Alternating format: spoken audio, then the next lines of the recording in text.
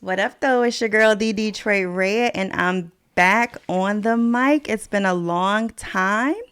And this is like a special episode of It Is That Deep podcast because, as you can see, I'm collaborating with my friend, Tim Bridge. We're recording in his studio. So before I start anything, I want to shout you out, Dave. Thank you so much for allowing me to use the studio to record this. I appreciate it very much.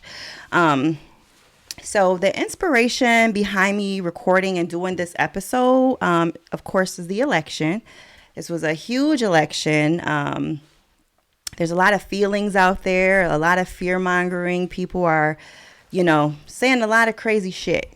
And so I wanted to bring someone in from the right, to my left, but from the right, to kind of discuss a lot of the topics out there and get some clarity, get some information, and just, not move in fear with what's going on in the world today. And so before I introduce him, I just want to say, one of the things that has happened to me as I've gotten older is I've just learned how important it is to actually be a student in life.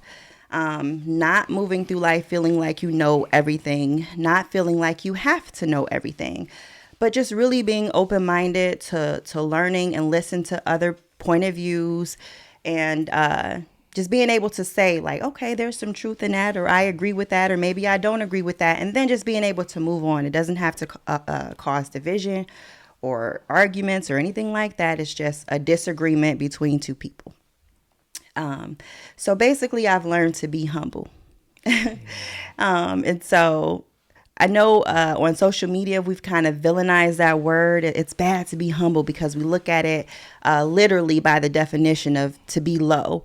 But if you look at it as an adjective or a verb or emotion, it's really about knowing when to sit back and learn from somebody who knows more than you. And so, without further ado, I would like to introduce my guest, Teach him Chuck. What's up, Red? It's been a long time coming. I remember, when I first started doing social media, Instagram, and I don't even know how how the algorithm, the technology, I don't know how all that stuff works, but some way, somehow, you started. I don't know who followed who first, whatever, Oh, it was me. Okay. Dave made the suggestion. Okay. And there's a story behind that. Yeah. So Dave made the suggestion, and how back in the day you would say, follow, my friend. Yeah. And so I followed. Whatever. And so I think I went on the page and, you have expectations when you follow people for what they're going to be talking about. Mm-hmm.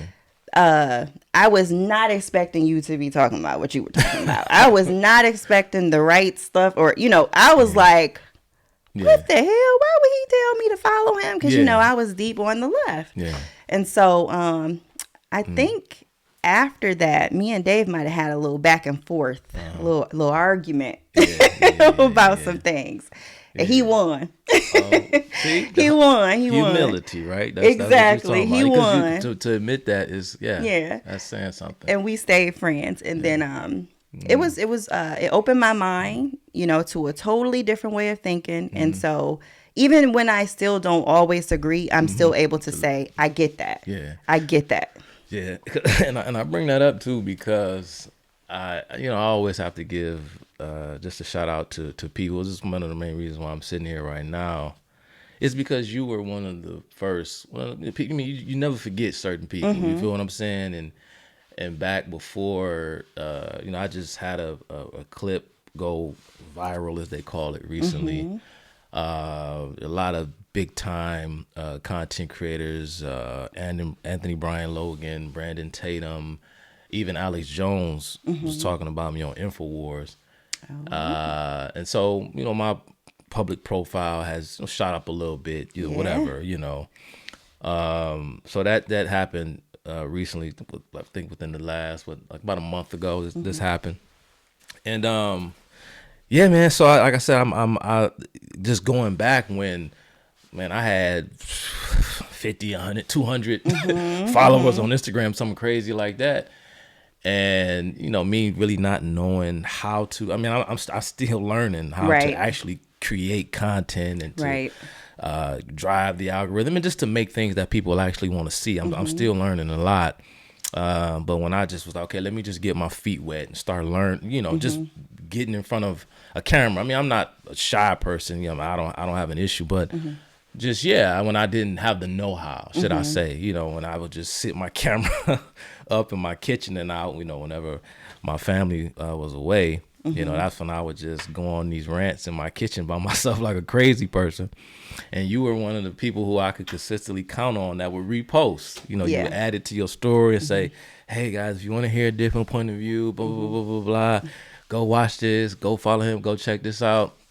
I was like, okay, who was Detroit Red? I'm like, all right, and just out of respect, when somebody does something like that and they speak about you that way, it's only right to follow them back and reciprocate. Right. So we've been cool from a distance, right? Exactly. Since then, and I'll never forget. I don't care how quote unquote big, whatever. I don't care how many. I could have a billion follow subscribers. I will still be sitting right here talking to you, because you never forget that. I love it. Never forget that kind of stuff. I love it. I appreciate you. Thank you. Because you're one of the reasons. You're one of the reasons why I'm doing this right now, and then why I'm here. Thank you. Yeah, I remember Chuck from being in the car, and he'd go, oh yeah. That's to get your attention. That means something to go down. Uh-oh, what are you about to say? And I'll be all in like, oh wow, never thought about that, never saw it that way, Right. But that's dope. And you had like a few hundred followers. You got like 15,000 now. Yeah, that's incredible. Yeah, grown a little bit. And again, this is friends of mine close to me. I've told my story a couple of times, but your story as far as well, if you like me to tell it, I just want to just get okay. So my close friend, he's I'm having flashbacks to the movie Juice, right? Okay. Local, that's the insult, right? You just local. So I was about to say a local rapper, but whatever. My homeboy, my brother from another mother, D-Rick. Some of y'all probably know him in the Detroit rap scene. Okay. Me and him been hanging hard, just Paul, since high school. You know what I'm saying? And it was his idea that, man, we need to go into this podcasting thing. And Jay Johnson, we both know Jay Johnson. Had his own podcast studio here in the Metro Detroit area. Shout out to Shop Talk. Shout out to Shop Talk podcast for sure. Man. He D-Rick and Jay Johnson had known each other. And we just linked up, and he just kind of dragged me into it. Was like, bro, we gonna do podcasts, because he said, man, I've known you for so long. He's like, how you are and your knowledge and what you have to say. He's like, dude, I'm telling you right now, people need to hear this. And also, he just had this vision. Like, I know it'll blow up. I know that people will be receptive to what you're saying, because they don't expect for someone who looks like you. I hate to say it that way, but they don't expect. It's true. That to come from somebody like you. Yep. And that was it, man. And then we started doing a little podcasting, and I did not want to do it, because I hated social media. Because like I said, I never had a Facebook, MySpace. Back when MySpace was a thing. Didn't have Instagram, like none of that stuff. Gotcha. When what was it? Was it our 10th year anniversary? A reunion year from high school? It was either 10th or 20th. I can't remember, but they did like another, like a mock election. You know how I used to have mock elections back in high school? Like class, pretty class. Yeah. So I was nominated, just to put it in perspective. I was nominated for Class James Bond as most likely to be a secret agent. Because after high school, nobody. If I didn't talk to you personally, because when everybody goes off, I was off the radar. Okay, so gotcha. people kept in touch through social media by and large. But I didn't have any. I had no social media, profile, whatever. I wasn't public. So people was like, what happened to Charles? What happened? You know Yeah, what I'm where's saying? Chuck? Anybody talk to Chuck? Yeah, everybody Yeah. talked to him. So they like, Gotcha. man, he went off the grid. He must be a secret agent. You know what I'm saying? Yeah. So that just goes to show. And again, that's, you know, and now I'm here. So I it was never for me. I'm one of those like reluctant kind of people, because it was never about being famous. You know, Yeah.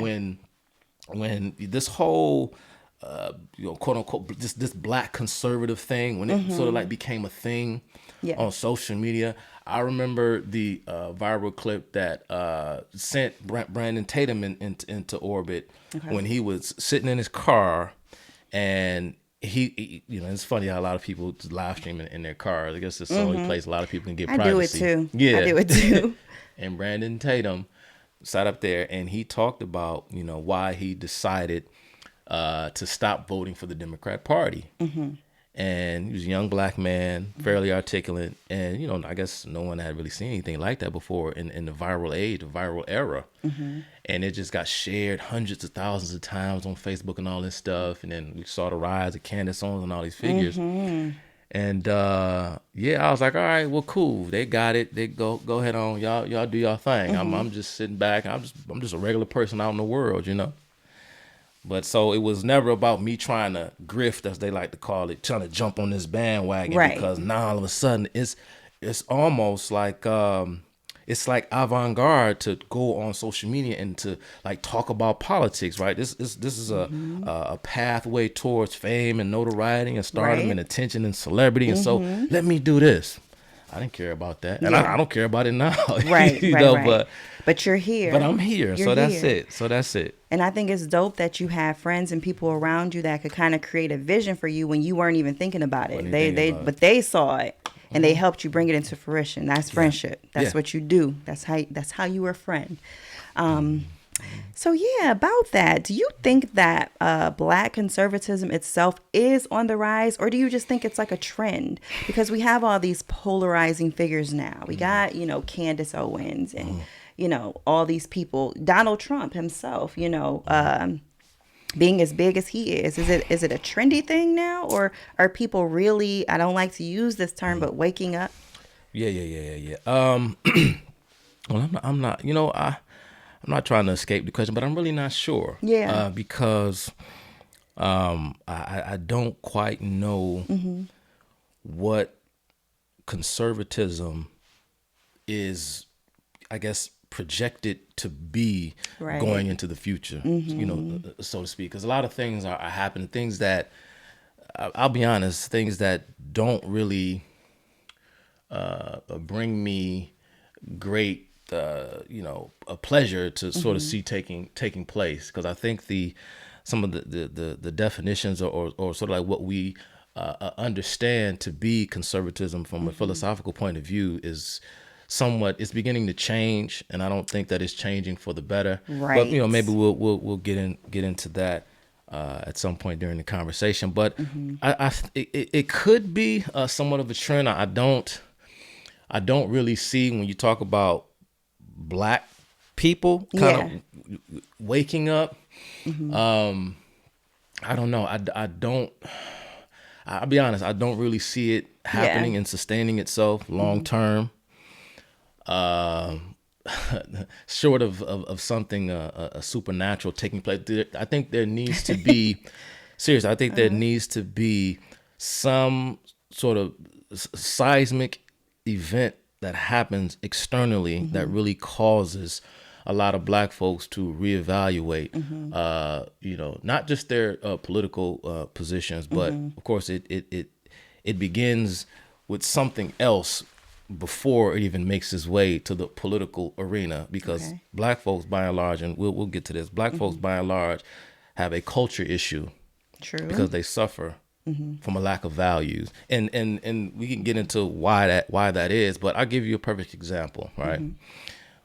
You know, this is one of the talking points you'll hear people say often, especially a lot of, you know, black conservatives or blacks who vote for the Republican Party, who support the Republican Party. They like to go back to the 19th century and talk about the founding of the Republican Party and Abraham Lincoln and the struggle for abolition and all these things, right? And they say, well, in the beginning, right, you know, blacks belong to the Republican Party, right? Yep.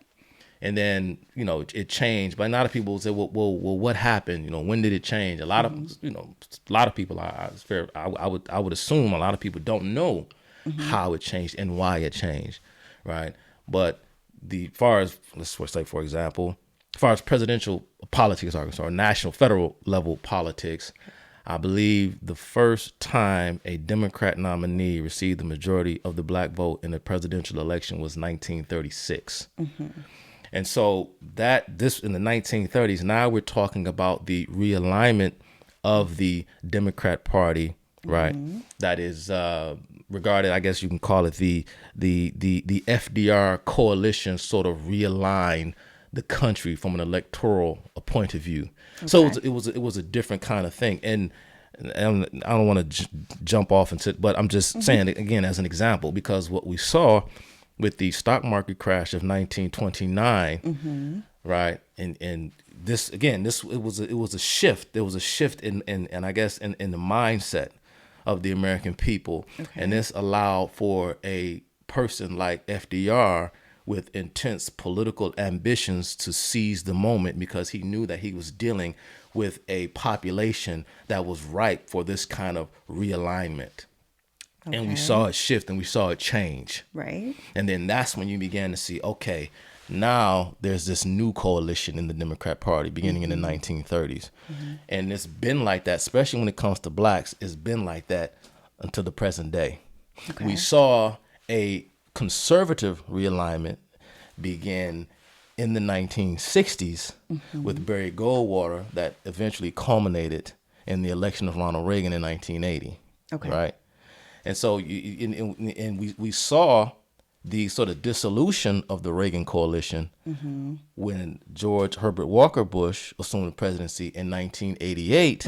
And that caused a rift within the Republican Party, or the larger conservative movement, if you want to call it that, in 1992, when we saw certain individuals such as Pat Buchanan and even a Ross Perot, who kind of took the sort of this disgruntled element of the former Reagan coalition and kind of brought them into this kind of this kind of disparate, disillusioned,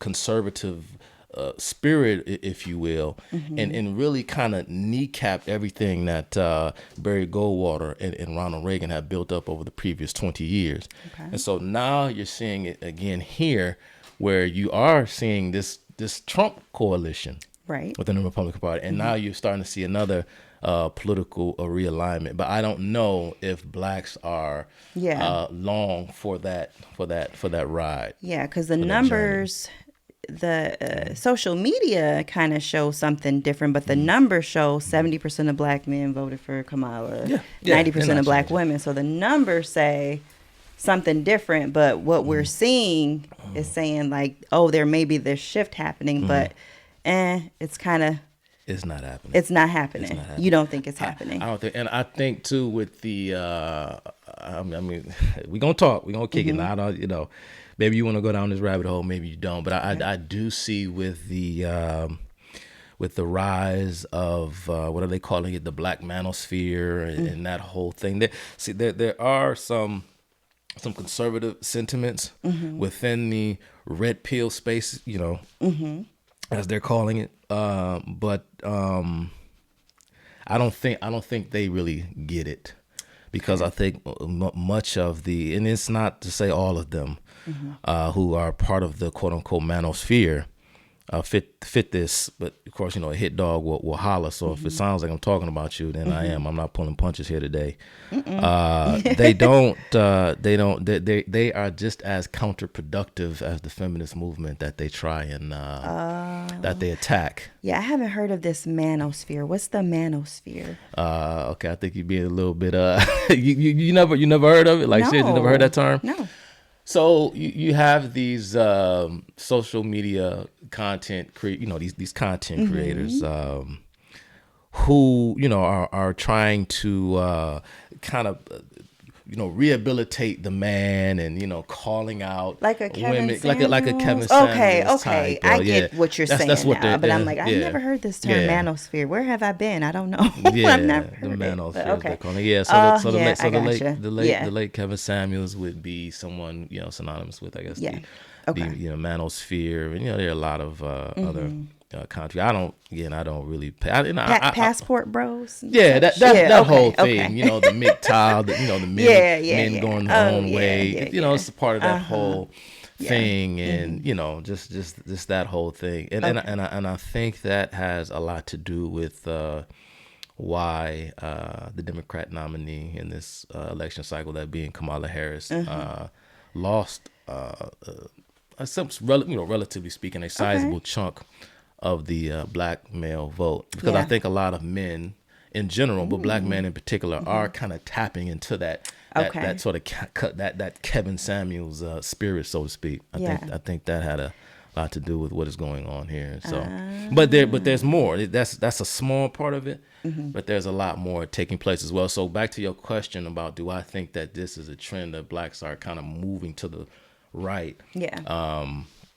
I do see some elements of conservative thought within the manosphere. Yeah. But it's a very cheap imitation version of what real conservatism is. And what is real conservatism? Wow, that is a very, very, very, very loaded question. Yeah. It's a very loaded question because, of course, in order to... And how did you get there? How did you get there? How did I get to thinking the way I think? Wow. Well, because you weren't always. No. There's no way. No. Look, because we're black. We're born from the 80s. We're told we're Democrats. Yeah. Like, I didn't have a choice. Somebody told me there's Republican Party and you're a Democrat. I'm like, oh, okay. I'm a Democrat. What it is, Thanks. right? Like, sounds good to me. Right. So, yeah. Yeah. But, too often, though, I mean, we can talk about, party politics, right? But there's a difference between, say, okay, I'm a Republican or I'm a Democrat versus, understanding like ideologically what liberalism is, what it means, what conservatism is, what it means, because you'll have a lot of people who identify as conservatives, for example, who have liberal values, because a lot of people automatically assume that the opposite of liberalism is conservatism, when in fact the opposite of liberalism is illiberalism, or the opposite of being a liberal is to be illiberal. But now we see that too often, most of the time, because see, those who actually believe in liberal values are now beginning to realign themselves politically, because they're saying that the Democrat Party is no longer liberal. Okay. Now you can argue and you can make the case. When did the Democrat Party in fact stop being liberal? It's a totally separate question, because in many respects, the Democrat Party is what the Democrat Party has always been. And, maybe we'll get to that at another time. But being a Republican versus being a Democrat doesn't always necessarily tell a person. Sometimes it could betray the way a person actually thinks in the way in which a person actually sees the world. So there's a difference. Now, how did I grow to, I guess, become more conservative? Not so much a Republican, but conservative in terms of the way I think. Well, there were a couple incidents, there were a couple episodes, but see, for me, I've always been interested, right, in, I don't know, how the world works. Right. The liberal arts, the liberal studies, history, philosophy, these kind of things. Yeah. These things have always interested me ever since I was a young man. Okay. And I went through my phases. Right, I went through my phases where it was like, okay, I'm into the whole bliggity black, pro-black thing, and then from there you kind of get off in, and I kind of had these two phenomena running concurrently, because there was that, there was also the there's no other way to describe it. I guess I would call it like the conspiratorial kind of frame of mind, right, where you kind of get off, and you'll see this stuff on social media stuff nowadays, where people are getting off into this alleged vast web of interconnected secret society groups and networks that run the world from behind the scenes, right? This shadowy elite, the Illuminati. You hear these words, these terms.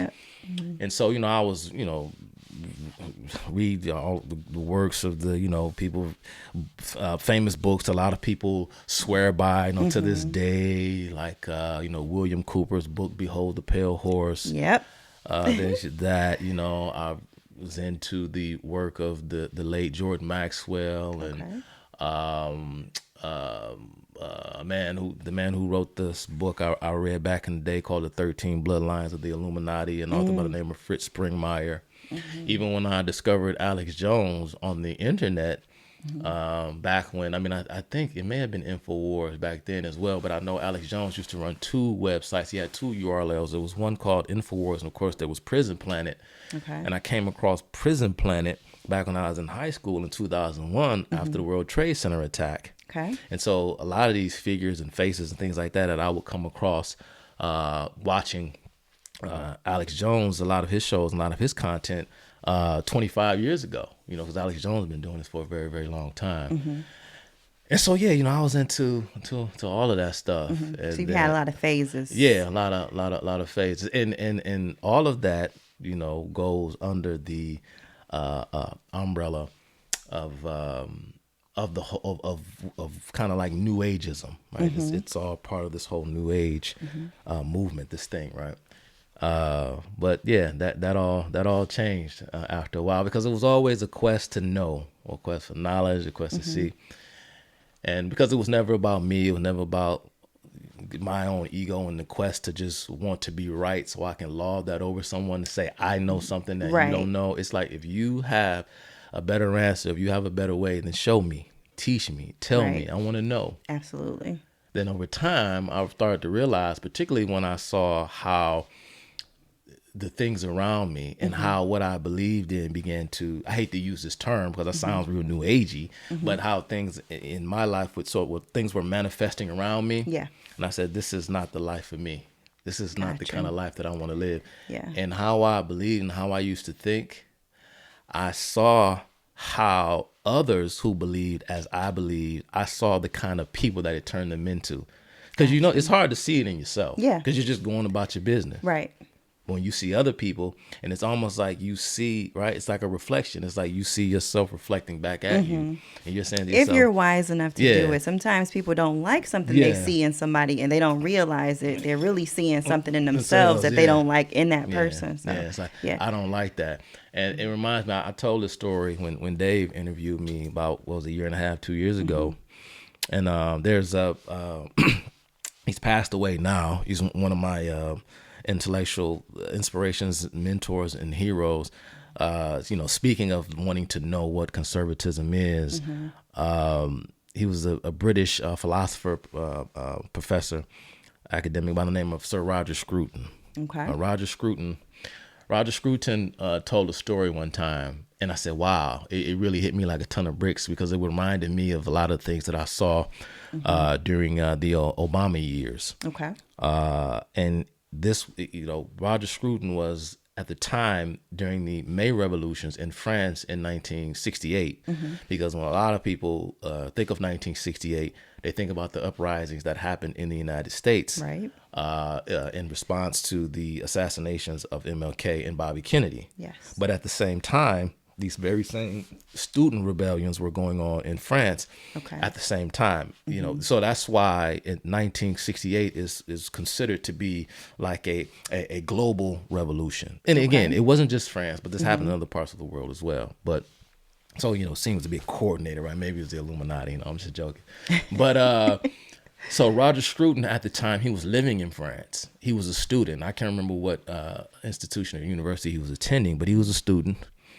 And he said that he sat back, and as these protests and these uprisings were happening, he said to himself, as he watched, the kids turning over cars and setting things on fire and destroying things and assaulting law enforcement and cops and things of that nature, he said he paused. Because he was a person of the left. Okay. Or maybe he was a little bit indifferent, but nevertheless, he said that at that moment, he said to himself, and this sent him on a quest to figure out what he believed in. Right.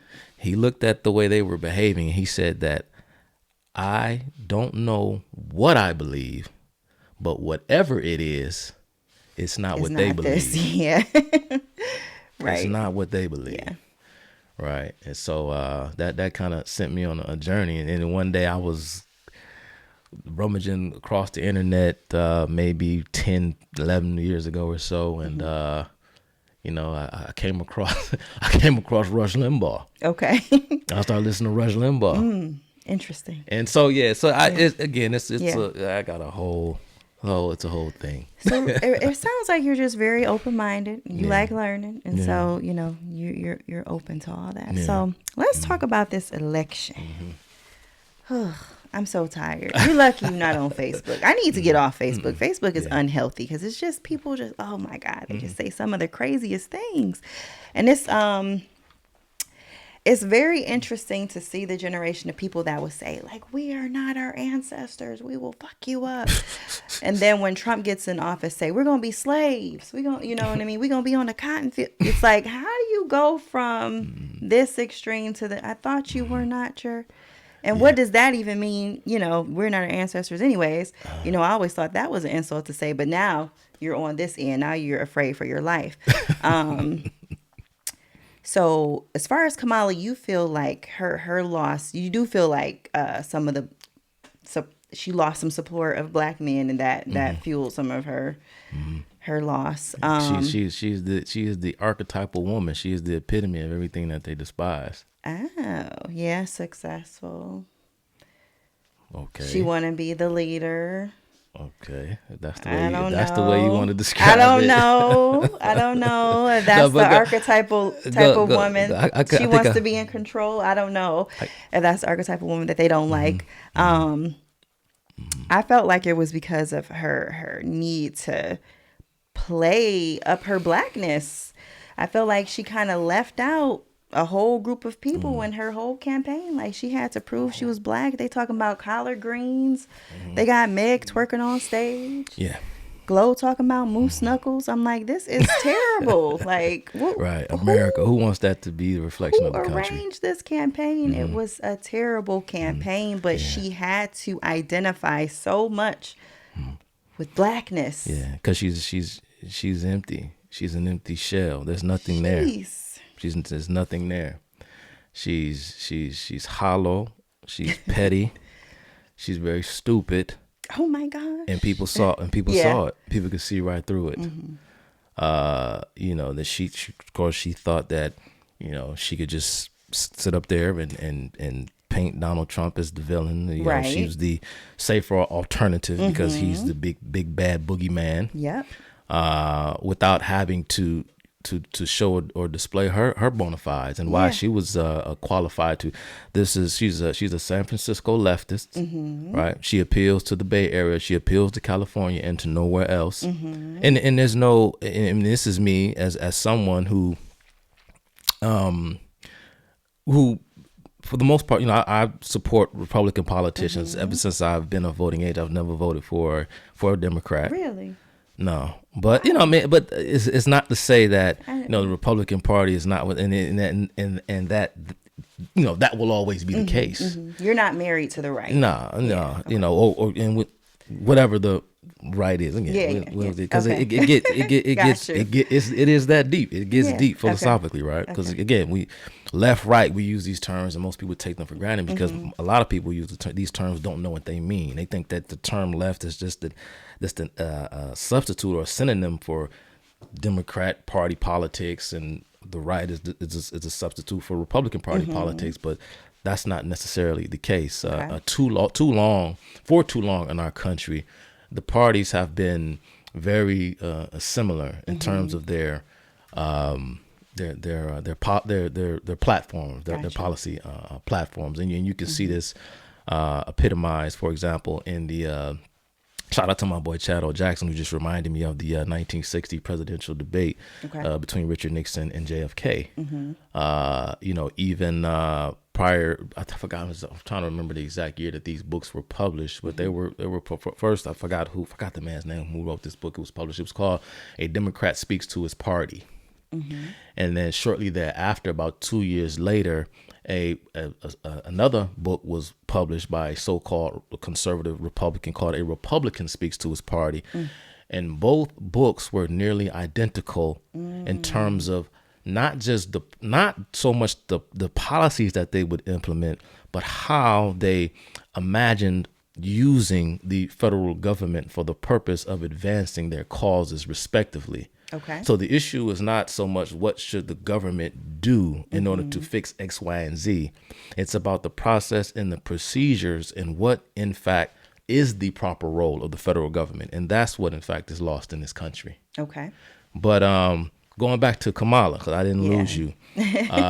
She thought that she could just simply insult Trump and throw a bunch of concerts to try to give this image that there was, all this popularity, and all the cool kids like Kamala Harris, right? She thought that as a relatively attractive middle-aged woman that she could just sit there and smile and bat her eyelashes and do all that stuff in these interviews without giving a substantive response to a single question.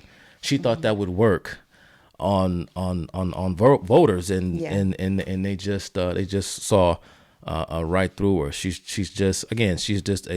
doesn't appeal to the country. Gotcha. And again, there's no shame in me saying this, because when Ron DeSantis stepped up to challenge Donald Trump, and everybody knew he was going to win the nomination, but nevertheless, you had some that was nipping at his heels, Nikki Haley's and stuff, things of that nature, and Ron DeSantis, Vivek Ramaswamy, and these characters, right?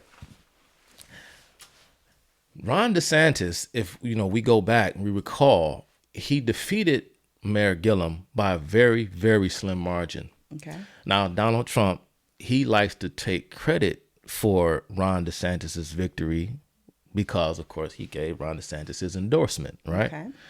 And of course, we remember the monkey controversy. Right? I don't know if you remember, but when Mayor Gillum, he was the mayor of Tallahassee, running against Ron DeSantis. I think prior to, Ron DeSantis was a congressman, I believe, from Florida, in the United States Congress. And so I think that's what Ron DeSantis was doing before he ran for governor.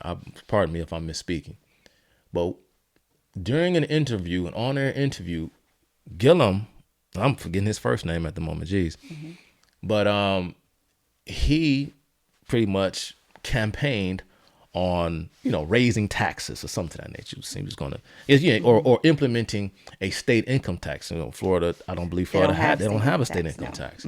So Ron DeSantis, in response to Gillum's promise to implement a state income tax, remember Ron DeSantis said the Floridians don't want that. They don't want him monkeying up this state or monkeying up the tax something. But he used the analogy of monkeying things up, meaning we don't want to throw a monkey wrench into the right, messing things up. And of course, because Gillum was black, Ron DeSantis used the term monkey.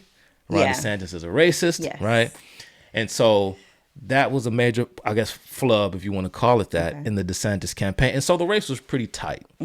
Then, we found out a year or so later, here you have Gillum in a hotel, passed out, naked, lying in his own vomit in a hotel room with gay male prostitutes, right? Jeez. So, it looks like Florida dodged that bullet. But remember, Florida was a quote-unquote purple state, right? Toss up. Yeah. Now we see that Florida votes to the right of Texas even. It is becoming a more conservative state than Texas. Even Miami-Dade voted for Trump a couple of weeks ago, right? And we saw that Miami-Dade was trending more and more to the Republican side since 2016. And so when people look at the effectiveness to which Ron DeSantis has governed the state of Florida and has really secured the state of Florida for the Republican Party, people thought that, Ron DeSantis, he was next because he was the nation's most popular governor. Right. He was next. Just like, wait your turn. And he comes out, he challenges Trump. Trump gets upset because he said, how dare you try to run against me when if it weren't for me, you wouldn't be governor of your state. Right. Right. So Ron DeSantis, he takes a stab at it. And honest to God, he runs a horrible campaign. I mean, it's just horrible. People thought that he was a legitimate challenge, and you had people, if you're not, in the conservative Republican Party echo chamber, you wouldn't have known this, but there was the serious back and forth amongst Trump supporters who were saying, or some people were like, yeah, we need to move on from Trump. Yeah. We may like him as a politician, we like his policies, but the way he speaks, right, the way he talks, Governor DeSantis is more palatable. He's more appealing. They're not going to be able to say the things about DeSantis that they said about Trump. Right. Maybe it's time for Trump to step aside. And Ron DeSantis, he tries to run, and he doesn't even make a ripple in the Republican Party primary because some people, and not to say that not Ron DeSantis doesn't have a future right. in the Republican Party on a federal level, but some people are just, they're not for the country. They're just for their state. They're unique in their state. And some people, when they're exposed to the wider public on a more broad basis, they don't come over. They don't and come that's across how you feel well. About Kamala. And so Kamala, the exact same thing happened to her. And she, of course, she didn't have to really do much to become what she became in California, especially given the way California lawmakers have twisted and distorted the election process in California. The influx of illegal aliens have totally changed the demographics of California because I'm preaching to the choir, but that California was, this was the state that brought us Ronald Reagan. It was a reliably conservative state. It was a state that George W. Bush carried in 2004. And now, who knows what's going to happen in 2028 because we saw the way Donald Trump was able to swing some counties there, even in California, in his favor. So we will see. Yeah. But, Kamala Harris didn't have to do much to become a senator in the state of California, to become the district attorney in San Francisco, and to become the state's attorney general. I think it was. She didn't have to do much, right? Or well, maybe she did, if you know what I mean. But yeah, she went from walking red carpets with a Montel Jordan to hopping. Was it Montel Williams? I'm sorry. Wait, was it Montel Jordan? Sorry, Montel Jordan. I won't put that on you. This is how we do it? Okay. Not this is how we do it. That Montel. So she's hopping into the bed of a married senior citizen by the name of Willie Brown. Oh, okay. Come on. And next thing you know, in the mid to early 2000s, they're talking about the quote unquote female Obama. Right.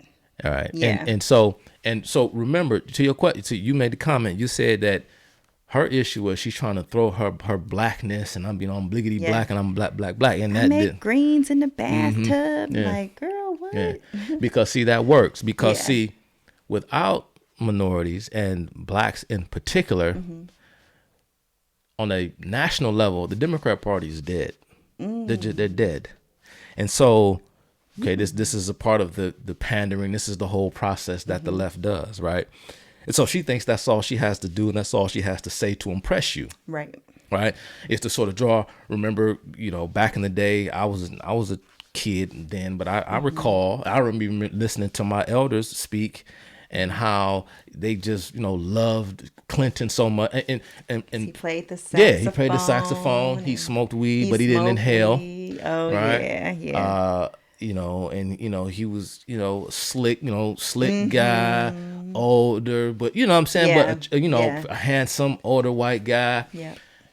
Had that, old Arkansas twang the same way. He, not to say that Jimmy Carter was like Clinton. He wasn't. Yeah. But Jimmy Carter, the last time, because a lot of people may not remember, but Ronald Reagan and what the Republicans did on a national level, it was so successful that a lot of political pundits were saying that they don't know if there's going to be another Democrat president for maybe another 20, 30 years. That is how solidified the Reagan Coalition was. And then in came Bill Clinton in the early 90s. Yeah. Because for the longest time, the Democrat Party was trying to sell us on this northeastern regional kind of elitist, Democrat, your JFK types, right? The whole New England, Massachusetts crew from up there in Boston.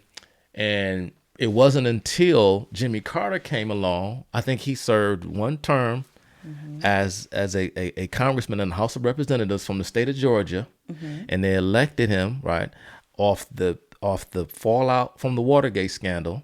Okay. And so, it's going to be tough for another Republican to get elected because the morale of the party and public perception of the party after not what Nixon did, but for what they did to him. Okay. Totally separate conversation because they had it out for Nixon from the get-go because this is what Democrats have been doing for a very long time. Right. It's good for them or bad for thee, but not for me. Gotcha. Because the Democrat Party has been corrupt in this way for a very, very long time. But it took Jimmy Carter as the outsider to come in from the old Dixiecrat South. He came from Georgia. And they did the same thing with Clinton. We can't sell them on somebody from New York or Massachusetts. And no. We need an old Southern Democrat with that old Southern charm and that whole thing, right? And then Clinton, came in and that was it. But he was black. And then when the Monica Lewinsky scandal occurred, he was even more black. Right, he was even more black. He got blacker. For sure. And they even did studies and the question was asked specifically, does Bill Clinton represent the values of America? Was the question. And I forgot. It may have been the New York Times. Pardon me. I can't remember off the top of my head, but you can look this up on your own time. But when the Ken Starr report came out and it was proven that Clinton he lied, and of course the issue was not the fact that he committed an act of adultery. I mean, politicians have been cheating on their wives, for the longest. This goes back even before, President Harding, right? It was the fact that, of course, that he lied during the civil deposition, right? When he was deposed for his alleged sexual assault of a woman by the name of Paula Jones. Okay. Right. And then that's how he got caught up in that whole thing because Bill Clinton lied under oath. Right. And so when they asked the question, I think like 90% of blacks said that Bill Clinton acts or Bill Clinton as a person represented the values of America compared to I forgot what the number was exactly, but compared to 60% of whites or something like that. By the time the shit had hit the fan, they asked again. Okay. And about 60 some odd % of blacks polled still supported him. His not so much his policies and everything like that, because Bill Clinton, if you remember, his presidential approval ratings went up because the media had successfully branded the Republican Party as a bunch of prudes who were simply going after a man for cheating on his wife, when of course that was just a family matter. Yeah. And then, of course, they said, well, the left, you're supposed to be the party, the side that supports women believing it. But your husband's an abuser, not just an abuser, but a rapist and a sexual assaulter, right? How is this? This is your husband. Why? She said, well, he's my husband. I'm going to stay with him. Okay, fine, whatever. But remember, she tried to say that when she wasn't calling them, a bunch of trailer park women and so on and so forth, right?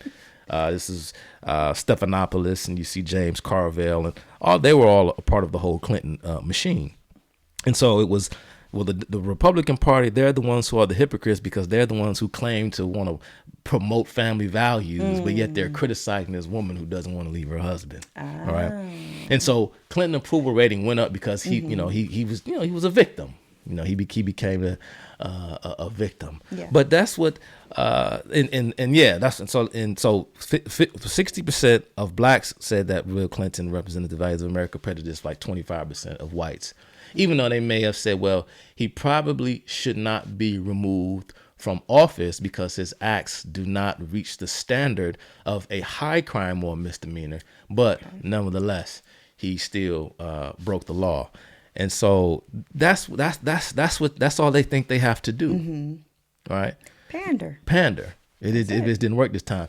And they do this whole thing. Did you want to chime in and ask a question? Well, I feel like, okay, do you think that if she had more time, because that's what people are saying now, well, she only had, 90 days or 4 months to campaign. Do you think if she had more time? No. You don't think even with more time? No. First of all, no, because the longer she's The exposed, longer she got exposed. yeah, the longer she, because she tried to hide. Yeah. She would go days without speaking, without interviewing, without campaigning. Yeah. There was no impromptu media blitzes. She wouldn't talk to reporters. Remember the famous image that was captured of her walking. I think she was walking in the Air Force Two, where she was going somewhere and she put her headphones in, like she didn't hear the media. She knows that they're there. She walked past them. She barely waves. Yeah. And she tries to act like she can't hear them because she's too busy focusing on her phone or whatever it is she's doing. Yeah. And then an image was captured of her phone with the cord on the earbud actually unplugged. So she had her earbuds in, but she wasn't listening to anything because it wasn't plugged in, right? So she didn't want to talk, she didn't want to speak, because and we saw some stories, and you can take some of this stuff with a grain of salt. I know I do, because I have to see if it lines up with what I'm seeing, or you have to discern, right? But we saw some reports about Kamala Harris, people leaking in her with her team, and the same thing happened when she ran for the presidency in 2020 when she dropped out before the Iowa caucus because she wasn't polling. Yeah. All right.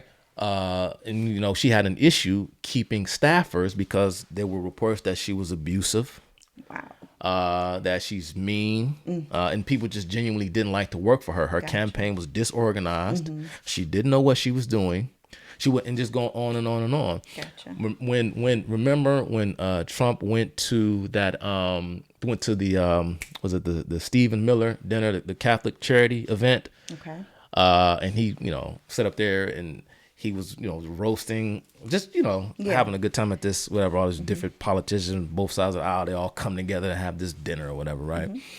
And it was a big deal because Kamala Harris was the first presidential nominee not to show up at this fundraiser. Okay. The last person who didn't show up to the fundraiser was, I think, was it Michael Dukakis, I believe it was. Okay. Dang, that's a throwback name. Right. So I remember having that in my yard back in the day. Right. Thing. So Trump, of course, he made a fun, say, well, it didn't work out for him in '88, and so it's not going to work out for Kamala Harris either.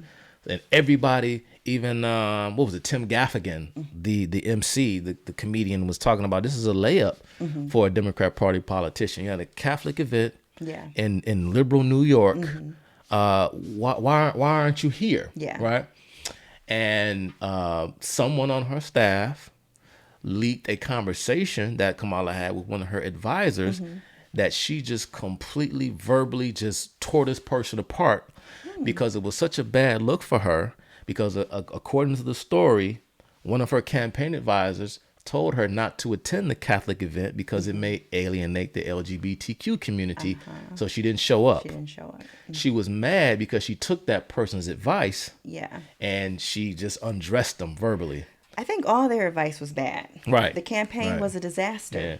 Yeah, it was a disaster. Yeah. And that's so it's not just that. Again, she's a very, very, very unlikable person. When some people just have that everything. I mean, like Obama, he's a likable person. She's not that. She's just straight up phony, and people see right through it. She's phony.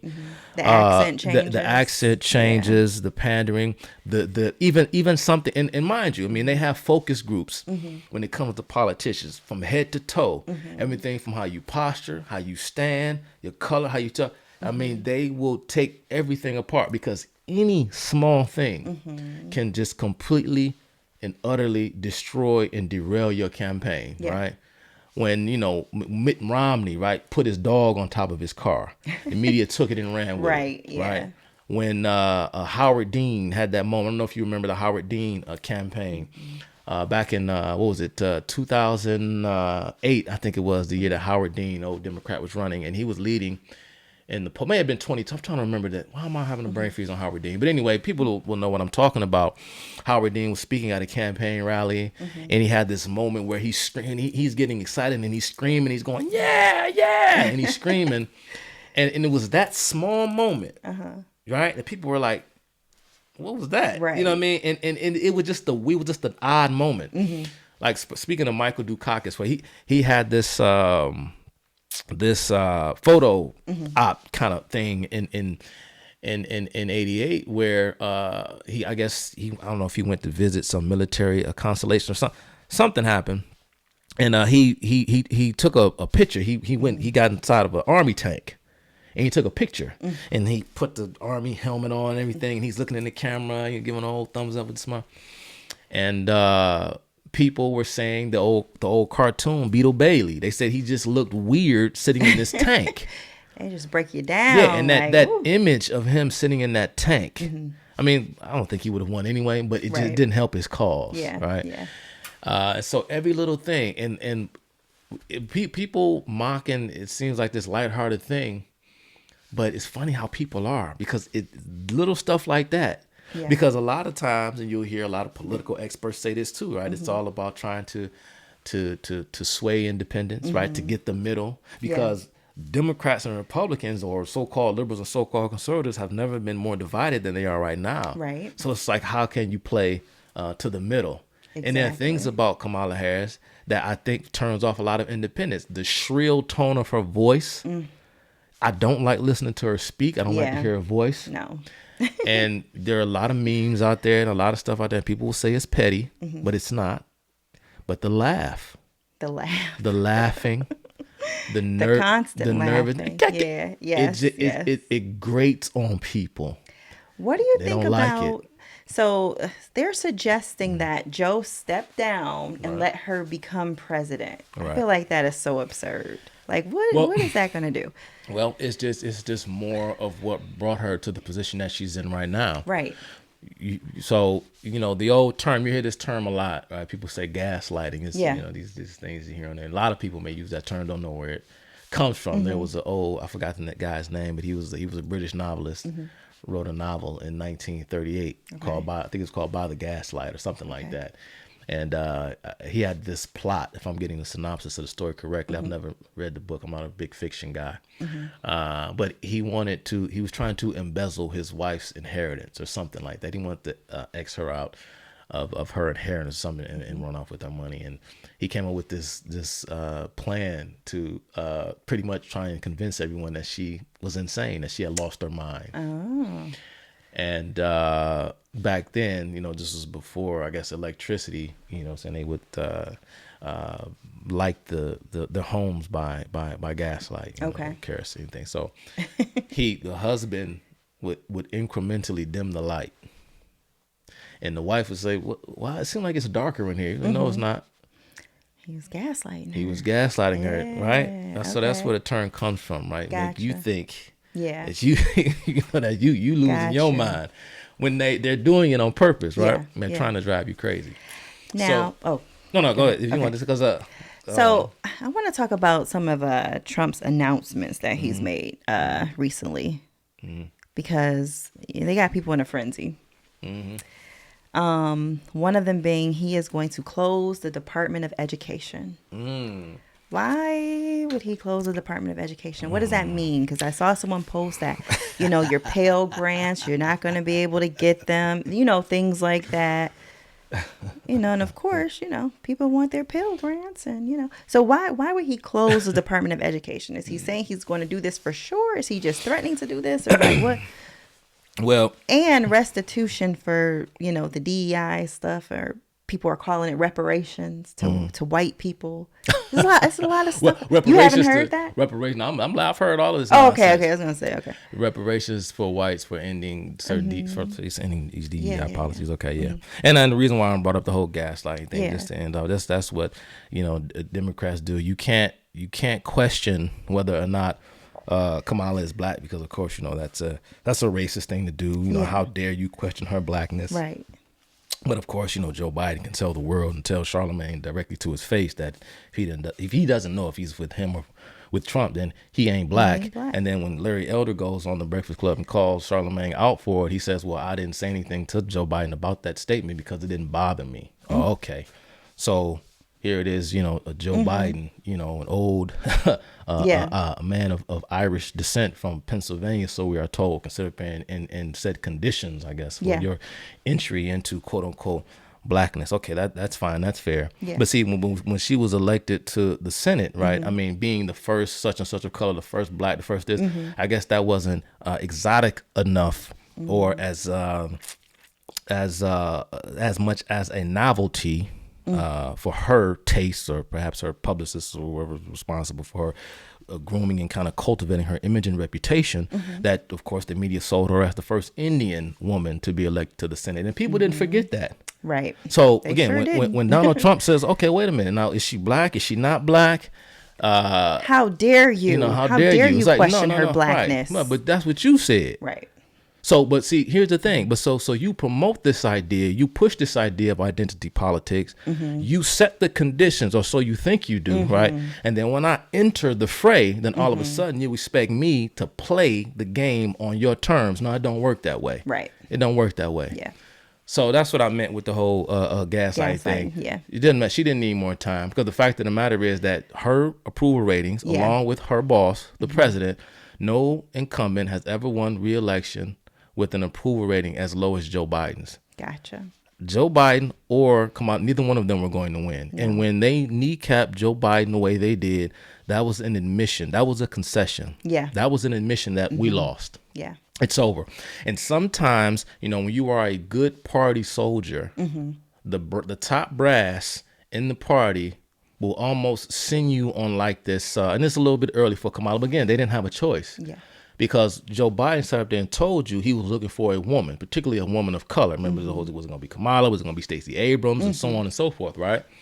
And so, she's a DEI hire because she doesn't deserve to be vice president, because you're only picking her on the basis of her race. I said, no, right. She is qualified. Well, if she is qualified, it's a damn shame, because we'll never know, because the president of the United States had to, or the guy running had to open up his big mouth to try and virtue signal, and now he just undermined and stripped away and denigrated whatever dignity his vice president may have had when he put her race at the forefront. He did that. Yeah. Right. Yeah. And so if Joe Biden backs out and the Democrat Party does not promote his underling to the position of the nominee, then what does that say about the Democrat Party? Exactly. Now they box themselves in because they are the champions of minorities. So how are you going to overlook the vice president of the United States when traditionally that's how it's always been done? Yep.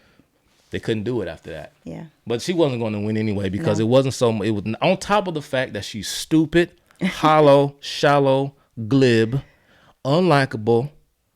She grates on people. She puts people off. She turns people off. On top of all of that, they just weren't happy under Joe Biden. Yeah. Those are the things that they remember. And she said, what will you do different? Nothing. And you want to know why? I was like, and you want to know why she said that, Red? She said that because what would be the obvious follow-up question? What would it be? If she'd have said she'd have said, yes, I'd have done something differently.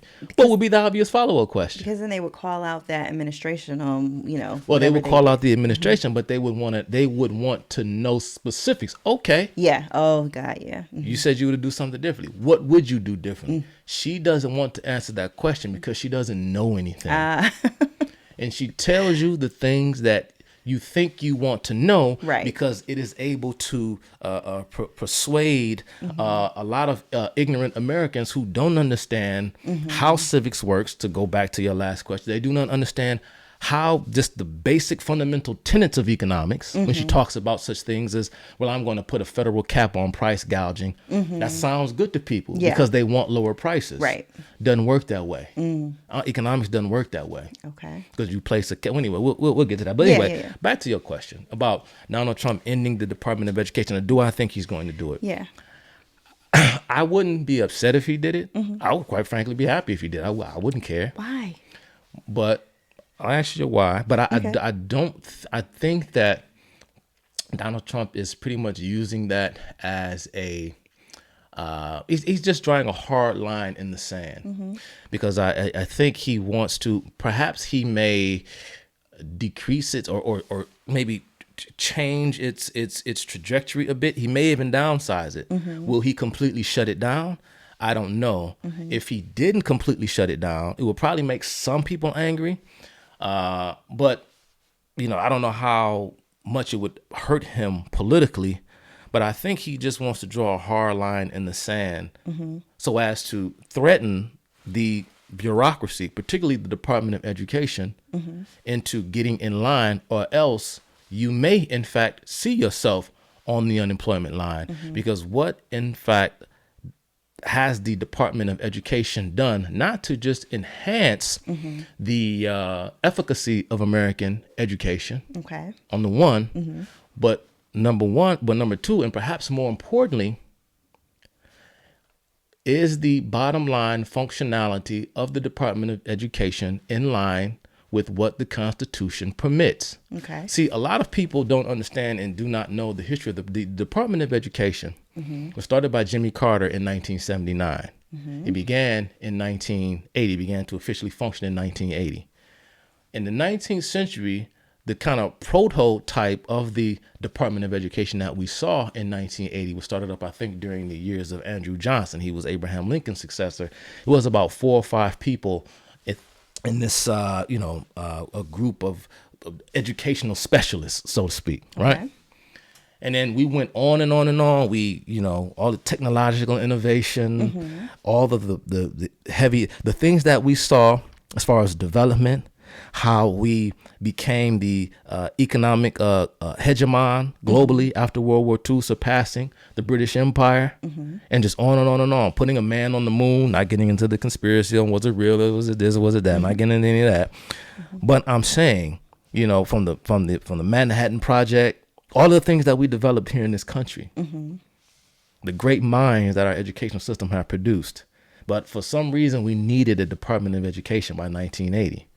Oh, okay. So something was occurring in education prior to the creation of the Department of Education that a lot of people like to bypass in favor of suggesting that this particular bureaucracy is needed for the purpose of bolstering the American educational system, when in fact, the American educational system is a bit of a misnomer, because the educational system should be more bound to the market and under the control of local and state jurisdiction.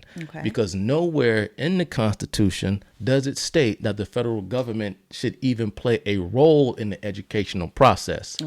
This was the usurpation of the 10th Amendment that happened with the Brown versus the Board of Education decision, and later on, the Civil Rights Act of 1964. It should have never been done in the first place. And I don't know if you maybe could tell by the way I'm speaking that I am no fan of the 1964 Civil Rights Act or the Civil Rights Movement as a whole. But the Department of Education is there primarily to act as a bit of an extortion racket to the states, so as to get the states to implement some of these educational measures and procedures, or else, of course, they wouldn't receive their share of federal subsidies, because see, the states pay into it. And so any elected state official is not going to, say, for example, undermine their political careers by denying the taxpayers in their state the monies from the federal government that has already been confiscated. So if we live here in the state of Michigan and say, well, I give my fair share to the federal government, I want to make sure that I get that kickback. And say, well, no, we don't need that. Okay, well, you're going to give it to another state. But it's like, bro, but I already paid it. I want that money back. And so it's pretty much become a blackmail racket, a bribery racket. And now the taxpayers essentially are being bribed with their own money. But a lot of people don't know what the Department of Education actually does, what is in the business of actually doing. Because the fact of the matter is that the Department of Education receives its marching orders from a subsidiary of the United Nations called UNESCO. A huge part of what the whole Department of Education's whole modus operandi is about right now is promoting something called comprehensive sexuality education. And what the Department of Education is in conjunction with they're in conjunction with Planned Parenthood and some other organizations in order to push queer ideology within the public school system. Gotcha. And those who refuse, then they may fall under the auspice of the Office of Civil Rights in violation of Title IX of civil rights law. Okay. And so a lot of these schools can in fact be sued if they don't do what the Department of Education says. Let me just show you. So that's insane. I try not to go to my resource to my phone here. I like to try to have a lot of this stuff on hand. That's okay. So here's just a memo. I can show it to you. This is the United States Department of Education supporting transgender youth in school. I can't read the whole thing. How can schools support transgender students? This is what they're telling these schools. This is coming from the federal government. Using welcoming and inclusive language in school, district, college, and university mission statements, such as a commitment to ensuring a safe and supportive campus that is free from discrimination and harassment of LGBTQ plus students. What's the plus?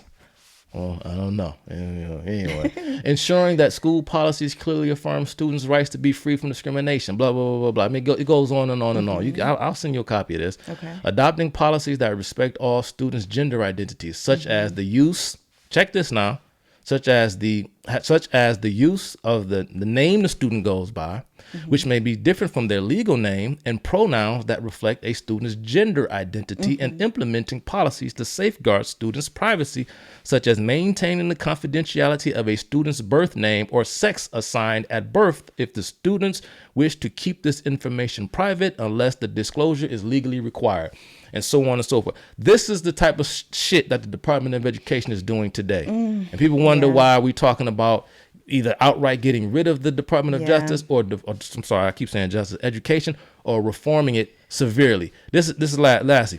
How does the U.S. Department of Education support transgender students who experience discrimination? This is what they're doing. The Department of Education, through its Office for Civil Rights, the OCR, helps protect the rights of students to learn in school settings free from sexual discrimination, including discrimination on sexual orientation, gender identity, and gender identity. We do this by providing assistance and resources by enforcing Title IX of the Education Amendments of 1972. Title IX protects all students at institutions that receive federal funding, including all public K-12 schools and almost all colleges and universities. To learn about how Title IX protects LGBT plus students from discrimination, check the ORC's resources for LGBTQ plus students, and they give you the link to click so you can figure it out. Anyone who believes that a school receiving federal funding has discriminated against someone because they identify as LGBTQ plus, or because they let me see, I lost my place, or because they do not conform with sex stereotypes, get this, for another reason, can file a complaint with the ORC within 180 days of alleged discrimination. For more details, please visit www.ed.gov and all that other nonsense. And so this is the type of stuff that the Department of Education is doing. They're promoting what is called a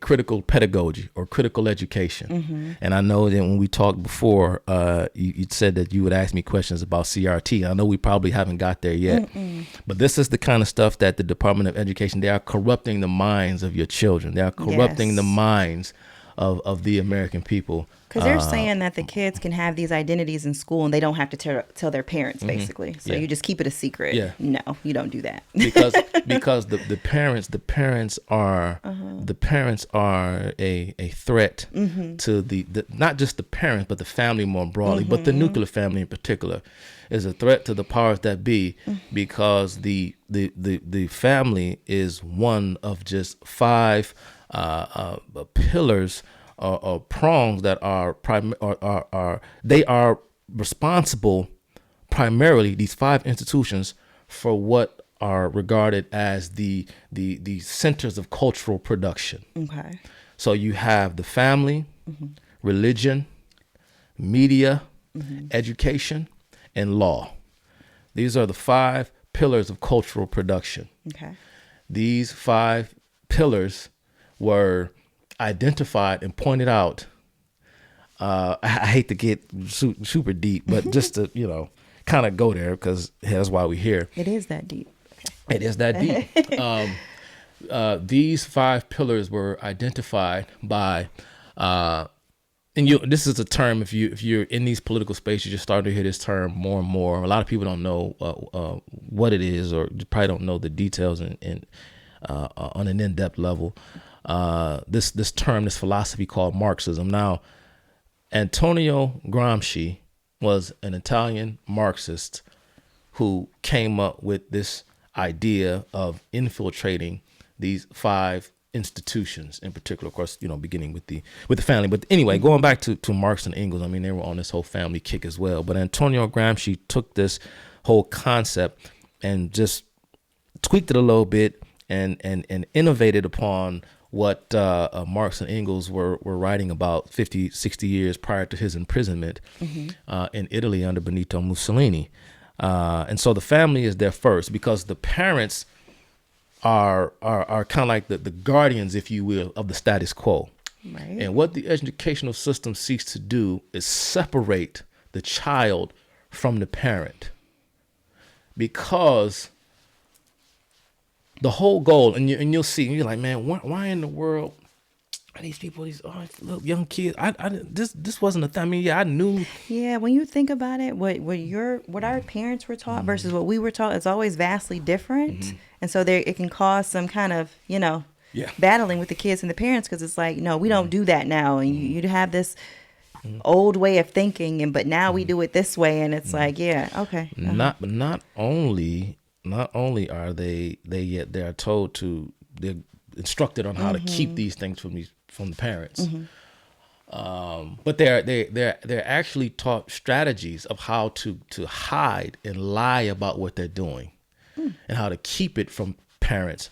Because they realize that the parents are the main threat to what they're doing. So what they try to do is they try to insulate it and inculcate themselves from critique and from criticism from the outside world, because the educational institution and the educational sphere belongs to the so-called experts. It belongs to them. It isn't so much that, even if it is your child goes to a public school, right, you're paying for their education, right, through your property taxes, etc. They still don't see you as a paying customer, right? They see your children as objects to be mentally and spiritually hollowed out and transformed down to the very essence and the core of who they are, for the purpose of sort of rearranging the society and creating conditions for their revolution. This is why your children cannot read, they can't write, they can't do anything, but they are these skittish, neurotic, easily offended. They suffer from what pretty much amounts to they are a walking case of a borderline personality disorder. And this is the way these educators, so-called, want them, because it is a part of the cult grooming process. And when I say that, what I mean is that they want to destabilize the child, to make it to where the world seems so confusing that they can't deal with small little inconveniences, right, in life and these kinds of things. And to make the world seem so confusing and so complex and so scary that they then rely upon the priests to give them instruction on how to be in the world, because they can't function without someone leading them and telling them precisely. And they always look to the person who initially victimized them for that protection, right? Because they don't know how to be anything else. And the outside world is scary. Not only is the outside world scary, but your parents, they don't get it. Right. Your parents, they don't understand you. Yeah. They want to tell you this, they want to tell you that. But see, I get it coming down. And see, and even if you don't see the world the way that they want you to see it, right, their job as a teacher, and there are some good teachers out there, right, but this is the left, they love this word systemic or systematic. This is systematic of the American educational process. This is systematic of the American educational system. And those teachers who speak out against it, right, they face reprisals from their peers, right? So probably even from students, because why aren't you going with this, what we're doing? Because the students don't know they're being victimized. Yeah, they don't know. They don't know. Because even if, for example, and I would love to see, I have seen the numbers and the figures in terms of boys and girls. More girls are prone to fall for the LGBTQ plus propaganda. More girls are identifying as non-binary and trans and all these things.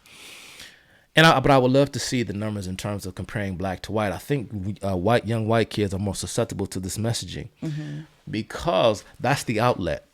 Transgenderism is the outlet to becoming an ally of the oppressed minority, because they've convinced these white kids that they live in an institutionally racist society, and simply to participate in the quote unquote structure of white supremacy. This is a part of the whole critical white studies phenomenon. It's kind of like a sub thesis within the larger critical race theory umbrella, right?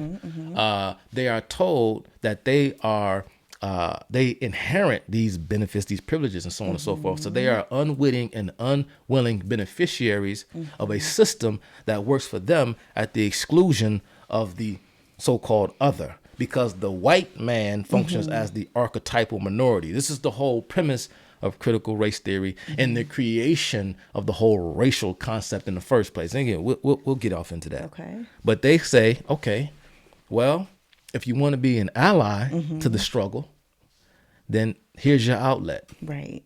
Become queer, become trans, become this, becomes that. Put your pronouns. Put your pronouns in your bio. Even if you don't identify, you have to have these pronouns because you're showing your allegiance to this. Yeah. You're showing your allegiance to this because they are trying to atone for injustice. They want to atone for their white privilege. They want to atone for this, that, and the third. And so this is how this works. Yeah. But the whole purpose, of course, is to demoralize the students and turn them into these beings out in the world who can't properly function. Yeah. And they have this like strong victim mindset themselves against anybody that doesn't think like them. You know, they feel like they're being victimized by anybody who doesn't share that thought process, because how are you not angry about oppression and all these things? And it's like, it's bad. But that's the goal of the educator, is to make them see oppression where they didn't see it before. And this is the idea and the concept that they describe as raising a critical consciousness. You see, when you look, you ask me this question about, man, these people, they on Twitter, they on Facebook and saying this and that. A person once said that, I don't know who it is who said this. It's funny because I think a lot of people look for the source of this quote, but it's a quote that people throw around. I think the filmmaker Oliver Stone, I don't know if he's the one who coined this saying here, but it goes something like, hell is a place where there is no reason. And I think Oliver Stone says something that hell is a place where reason is an impossibility or something like that. So that's what I like. That's how I describe so-called black Twitter or black social media. Yeah. We're talking the neighborhood talk, the shade room, what do you call it? The Breakfast Club, all of these, Angela Rye and Yee. They have obvious bias. They're not really trying to hear any other side. Not only are they not trying to hear other side, you can talk about whether they're paid shields or not and this and that. I believe that many of them, if not most of them, are operating on the basis of their convictions. But these are very, very, again, stupid people. They do not know anything. Okay. When you listen to this fool, I don't give a damn who it is, from Dr. Umar Johnson, a.k.a. Jermaine Shoemake, to the D.L. Hugleys of the world, to some of your more, mainstream black academicians like Michael Larry Dyson. He's one of like your OGs, but even some of your younger ones like Ibram X. Kendi, Hannah Nicole Jones, Ta-Nehisi Coates, and so on and so forth. These are very, very stupid, ignorant, uninformed people who know jack shit. Right. And you have black folk who get their information from another ignorant Negro, and then it's just a cycle that just simply reinforces itself over and over and over again. Do you feel like they don't know anything, or do they just know one thing? They don't know anything. Because even what they know isn't what it is. Yeah, and they just kind of know some nonsense, and they just keep perpetuating it as fact, and okay. They know a lot about things that are not true. Gotcha. And those who do in fact know, say for example, like some of your more scholarly types, like a Michael Larry Dyson or like a Cornel West. I mean, there's so many others. I mention Michael Larry Dyson because he's one of the ones who's always on TV. It seems. Right. Yeah. He knows. So like when you hear these people and they say that, well, Republicans don't want you learning your history. Well, CRT has nothing to do with history. Right. Right. And the problem is that you have a lot of, we talked about the manosphere earlier, and this is one of my main criticisms of the manosphere. You have a lot of these black men who still look to a lot of their black civil rights, a lot of their black activist types as these the epitome of masculinity, right, or what a real black man does, or what a real black man acts like. Huey P. Newton, right, former leader of the Black Panther Party, Malcolm X, and all these kids, Stokely Carmichael, and these characters. Well, if it were not for those characters, you wouldn't have a black feminist movement in the first place, because the black feminist movement was before she's still alive, black scholar, so-called scholar, by the name of Kimberly Crenshaw, who coined the term a critical race theory, and she coined the term, if I'm not mistaken, intersectionality in her 1991 book called Mapping the Margins. Right. She then went on to write a piece in 1995. It was released called Critical Theory or Critical Race Theory in Education. This was 1995. Now, remember, they're either telling you that Republicans don't want you to learn your history, or they're telling you that critical race theory is not taught in schools. Well, it's been bandied about since the late 1980s, even prior to that, because in 1973, speaking of teachers, the National Education Association, which is the largest teachers union in the country, put out a memo to all of its union members called Racism in Education. Okay.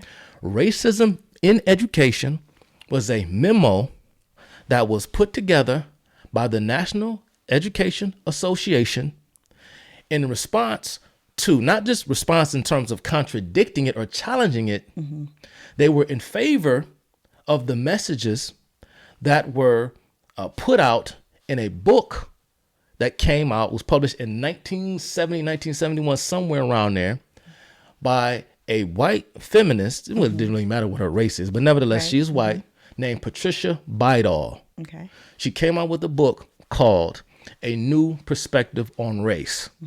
So this idea that racism was somehow endemic within the educational process was a popular opinion of most educators as far back as the early 1970s. Okay. Now, the black feminists, you wouldn't have a lot of this queer ideology stuff that you see in the schools. The fissure, the beginning of it all started with this offshoot of black liberationism and white feminism that became known as black feminism. And the majority, if not all, of these so-called black feminists were, in fact, they sexually identified as lesbians, because another component of this oppression that they wanted to overthrow and overturn was what they called heterosexism. Because there was two factors, and this is where the whole intersectionality comes into play. Because they claim that the civil rights movement and the black nationalists and the black power movement was rife with all of this sexism. Okay. So the black men, they ruled the roost in the black power struggle. And the white feminists didn't quite understand black women, black female feminists, because, of course, they have the benefit of being white and so on and so forth.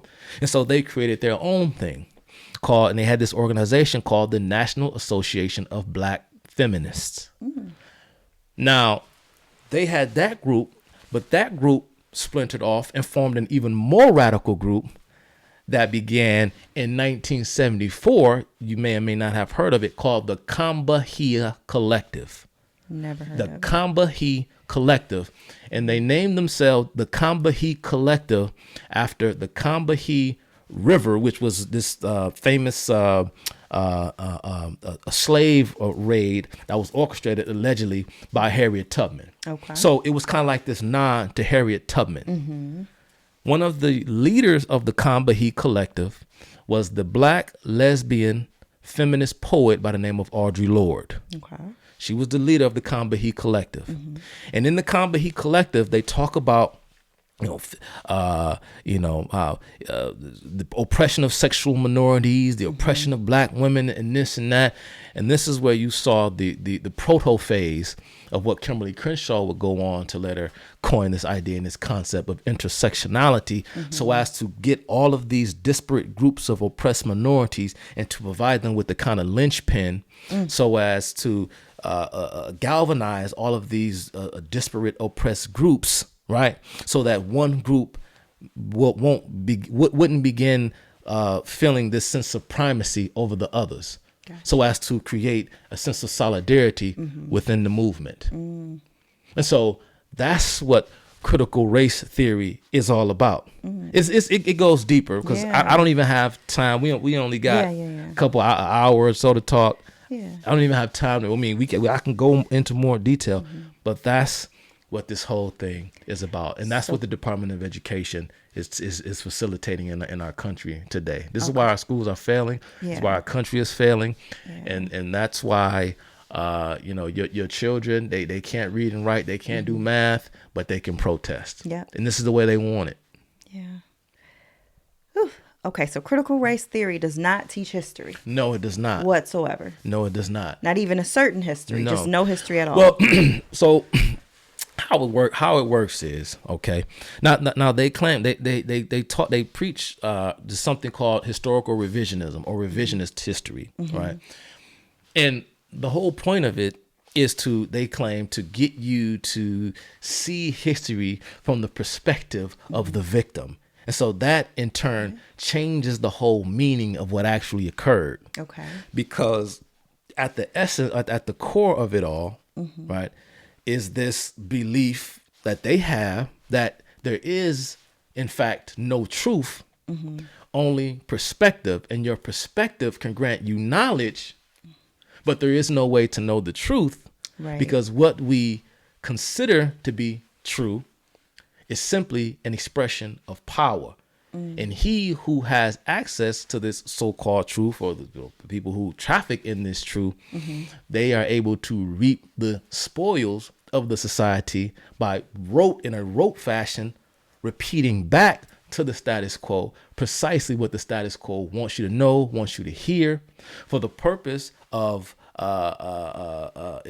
increasing the wealth and the status and the influence of those who benefit from things the way they are. And who in fact benefits from things the way they are? Well, according to the critical race theory, only white people benefit from things the way they are. Not black people, but only you, right?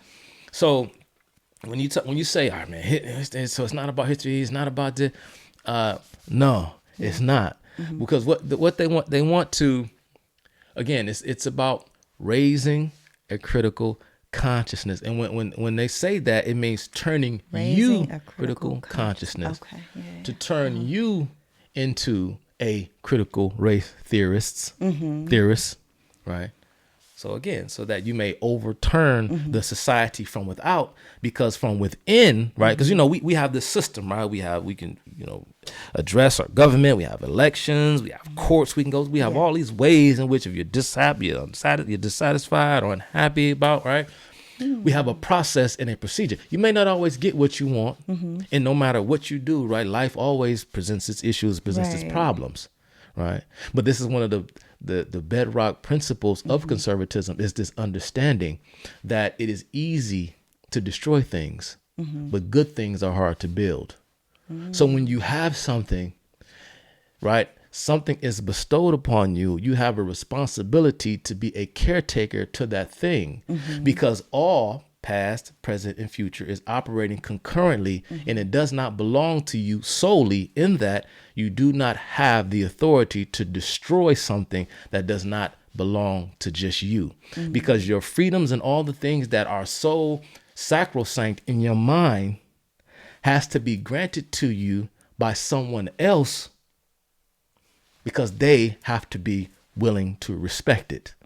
Reciprocity. Right. And when you have a bunch of individuals, fallen creatures, according to the Christian ethic, it's difficult to get a group of disparate people with different passions, different abilities, different wants, different needs, and to get them to formulate some sense or semblance of social cohesion so that they can have civility. It's a hard thing to do. And these idiots, especially all these dumb, loud, bliggity black power to the people motherfuckers, they think it's easy. This is why this clown, Umar Johnson, can sit up here claiming to be the Prince of Pan-Africanism, to suggest that if you don't internalize some or have this internalized sense of what it means to be black according to his standard, Right. then you are somehow not living up to this standard that he carries around. And it is insofar as you don't buy into his program that the black collective the world over cannot have this collective uprise, because you don't believe in the vision. And I hate myself. But too. right, but it's not about the type of spontaneous from below order, right, that are created organically by people who mutually benefit, right, by participating in any particular cultural context. It's like, no, you need to completely abandon those barriers and get on board with another black person somewhere in the world who you claim too was victimized by white settler colonialism. Because so you have to believe that you don't mutually benefit. Right. No, you right. You have to believe With these two people you're working together, but from the outside world, you don't mutually benefit. So you get with these people where you feel like you do. Right. Exactly. Okay, For example, all right, this whole thing of a black community, right? And then you have people, I see people jumping, they like to troll me on social media and do all these things, whatever, call me Uncle Tom, Coon, sellout. Because I don't support the black community. I don't do this and I don't do that. But what is a community exactly? You've taken the language and taken terms. This is another principle of critical race theory. And you've bastardized and you've changed the meaning of language, right? Because they claim that language is a form of dominance, right? There was another famous neo-Marxist. He goes, he pretty much belongs to the school of postmodernism. I don't want to muddy the waters too much, because we don't have time to get into the particulars. But a man by the name of Jacques Derrida, he's a famous French postmodernist, and his whole place of emphasis as far as his scholarship was language. And he believed that, language was imposed upon us for the sake of domination. And how he described language in his kind of typical regular Western context was that he described it as phallocentric, which means that it's language that promotes this idea of male dominance and heterosexual dominance, or what he called male hetero dominance. Phallocentric language. Yeah. And so this is how they do it. They abuse and they bastardize the language. Black community. It's like, dude, I don't know you. I don't know who you are. I don't know what you want. I don't know where you live. I don't know anything about you. Right. But when you put race before anything else, you tell folks that, okay, well, the spread of the various European nation states in the late 15th centuries that created these vast empires, where for someone like me, I would say that these various European empires, particularly the British Empire, helped spread civilization all around the world and did in fact make the world a better place, you say, no, we don't need to do that. Because these ideas, of course, that, the late 1400s this was before the Enlightenment. But once the Enlightenment was, we're talking late 18th century, brought forth these ideas of humanism, secular government, separation of church and state, private property rights, respect for the individual, all these kind of things, the kind of rights, right, that have made it possible for even women to run around and do and say a lot of things they say, even though I believe that wasn't the original intent of some of those ideas, but I digress, right? They're telling you, and this is part of critical race theory as well, they believe that all of those things that I just named are merely illusions put forth by the dominant power structure to get you to buy into the idea of liberalism in the first place, which is inherently corrupt and illegitimate, and that very system is incapable of reforming itself from within. It needs to be destroyed from without. So we need to remove you from the context of that particular experiment so that you could become an enemy against that, so that we can tear it down and build something better in its place. It's like, bro, I don't even know you, bro. Yeah. Not only do I not know you, but what connection in any real sense? I'm not talking about just fancy sounding professorial rhetoric. In what real legitimate sense do you and I have? What do we have in common with some group of black Africans in sub-Saharan Africa somewhere? Nothing. And you want to know how I know this? Because the individual groups in sub-Saharan Africa don't have anything in common with one another either. And it hasn't been that way for centuries. Because the people there themselves would tell you, we don't like them. I don't get along with them. But no. Black folks, we gotta be, we gotta stick. That's not the way. That's not the idea. That's not the way classical liberalism works. That was not the idea of the Enlightenment. That's pre-civilizational. Remember, pre-civilization, the word civilization, civil, civus, the citizen. You want to take away and undermine this idea and concept of citizen and turn us into tribal residents who are partial to our families, to our those who are connected to genetically, those in our immediate environment. And because we have this attitude that we are never able to expound upon our understanding of the world, because we see enemies from without and we see friendly faces from within. But that's not always the way it works. So we all have to come together. He sits there and he has this, I'm talking Umar Johnson, even with his stupid costumes and get-ups, with his dumb beads and these phony African outfits he likes to wear. He doesn't know he doesn't have the foggiest idea. He doesn't know anything about Africa. Right. Nothing. To the extent that he does know something about Africa, he may know something about a small portion of Africa, but Africa is one of the most culturally diverse and culturally rich places on the face of the earth. Those people are not all the same because, again, in places like sub-Saharan Africa, the peoples have been largely isolated from one another until the white man came in and brought in all of these advancements in the way of technology and transportation and all these other things, because the cost of hinterland transportation was too costly given the geography of sub-Saharan Africa. There weren't what we call beasts of burden. There was no usage of the wheel. And so movement in the hinterlands were extremely costly, not just for Africans in the sub-Saharan region of that particular continent, but peoples all over the world. This is why in the ancient world, major metropolitan areas, or what was tantamount to metropolitan areas prior to the horse and carriage, not the horse and carriage, but of course the automobile. I mean, we talking relatively recent history, but mega cities developed along ports and waterways, because those were the cultural epicenters, because those were the places where peoples from separate parts of the world came together in the marketplace and were involved in the trade of bulk necessities. And culture, i.e. human capital, which is the know-how, right, to do things, right, so you can take the natural resources that you were blessed with by God to then transmogrify those natural resources into something of value. It takes intelligence. It's not just resources in the ground. A diamond in and of itself, you need capital, you need to know how to mine, you know how to get in there. How can I turn this thing into something of value? It takes this. And so if you don't have movement and communication amongst people, the further and further you go inland, the more and more those peoples are isolated. The further and further you go up in the mountains, the further and further those people are isolated. Like mountain people, hillbillies, we get the stereotype that they're backward, they're dumb, they're stupid, because it is easier to have contact with people when you live in the valley, when you live in the plateau. So that's the story in the nutshell of the peoples of Africa. It has nothing to do with colonization. Right. It has everything to do with their with the consequences of their birth.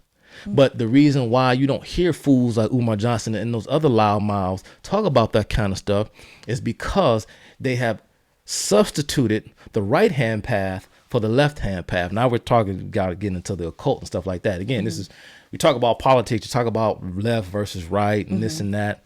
But the left is, well, anyway, I don't want to get that deep because we started off talking about the Illuminati and all this kind of stuff. But the left hand, like, certain types of esoteric and occult philosophies like Satanism, Luciferianism, these types of things. I forgot that, was it Thelema or Thelemaism? This was something that your boy Aleister Crowley was deeply involved with. This is the left-hand path. Okay. And many of those who are on the left-hand path spiritually, they align with a lot of left-wing causes politically. But going back, the reason why they don't talk about these things is because these people are looking for some type of moral melodrama, right? So that they can appease their own psychic wants and needs to feel redeemed or to feel as though they're on the side of those who actually do good. There is no good guy or no bad guy. And much of when we look at things that go on in the world, when we say, well, this is bad, we don't like this, we don't like that, a lot of the things that people go through that we say, dang, I feel bad for you, is not the fault of anyone.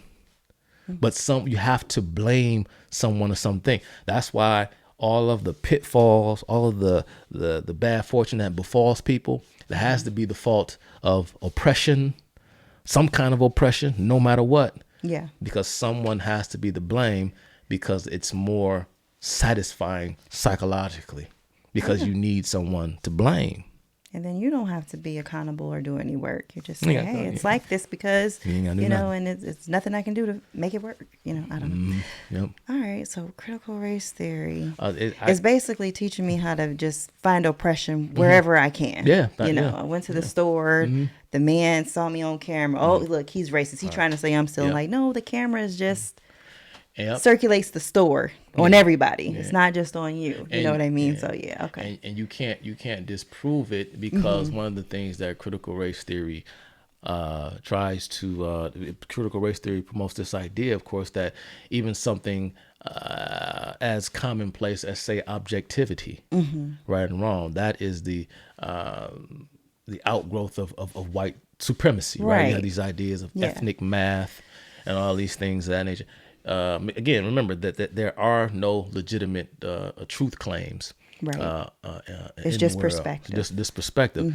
But, a person's perspective is to be taken into serious consideration because one's own, will to understand and kind of will that is fueled by their own individual creativity is how you really reach the realm or reach the level of the transcendental. This was the idea of old French philosopher, and who was key in the sprouting in the creating of our concept of classical liberalism, a Frenchman by the name of Jean-Jacques Rousseau. And he was sort of like the father of what we refer to as Romanticism. And this was the whole dichotomy, if you will, between the philosopher and the poet, right? Because the poet, of course, as the artiste, he has something to say. And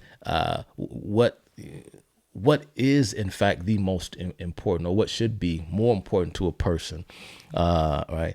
What is true, or perhaps what they think is true, right? And so they feel is true. What they feel is true. So it's deep. Like you said, man, I feel like I'm being followed. I'm being this. I'm being. Are you familiar with? Did you happen to catch the Smithsonian Museum's African American? I forgot, what did they call it. Anyway, it was put out by the Smithsonian. This whole thing about all of the things that constitute a whiteness. Did you happen to catch that? No. It said, objectivity and 1 + 1 = 2, and being on time, and all of these things were white supremacists. Well, the woman who was she was the I guess what's fair to call it, like a curator, or the person who put that whole thing together, was a woman by the name of Judy Katz. And Judy Katz, of course, she was white. Chuck be remembering them names. I know names. Judith Katz. She was she's white. She's a white feminist, right? And she was influenced by Malcolm X, Stokely Carmichael, and she's also heavily influenced by W.E.B. Du Bois. Now, the fact that truth be told, that W.E.B. Du Bois is considered, at least by those in their academic circle, to be the actual founder of critical race theory. If you're familiar with W.E.B. Du Bois, perhaps his most enduring contribution to the field of social theory would be his idea of double consciousness. Because W.E.B. Du Bois, of course, he spent some time in Germany, and W.E.B. Du Bois, he is a student of Germanic or German philosophical thought, because W.E.B. Du Bois himself was a Hegelian. And when I say Hegelian, some people watching this probably wouldn't know what I mean or what I'm talking about. But in fact, W.E.B. Du Bois was reared and tutored by a man named Gustav von Schmoller. And Gustav von Schmoller was also a mentor and tutor to a man named Karl Gruner. And Karl Gruner was the founder of the Institute for Social Research in Frankfurt, Germany, at Goethe University. And this is, in fact, where this whole idea of cultural Marxism, which gave rise to critical race theory decades later, kind of like a wedding, this welding together between postmodernism and cultural Marxism gave birth to neo-Marxism. And underneath that hedge of neo-Marxism is where we get critical legal studies, which in turn gave way to critical race studies. So essentially, we're talking about German philosophy that goes back probably as far back as 3 centuries, maybe even longer. Okay, so this is what we're dealing with. So yeah, these celebrities and whatnot to tell you that Republicans don't want you learning your history. No, they know that these people, they mean to overthrow society. And they don't know what exactly they want to replace it with, because they don't have a creative bone in their body, because it's just simply malice. It's the whole Shiva spirit of destruction. That's it. Are they talking about punishing teachers if they teach slavery? Because that was something that has been. They've said that. You've not heard that? They said if you teach slavery, you're not allowed, basically. Yeah, this is nonsense. Okay. And, schools have always taught slavery. And it's funny because the education system has always had this left-wing slant. It's had this left-wing slant for a very, very long time, at least since the 1940s. And this is what, out of what happened and as far as, World War II,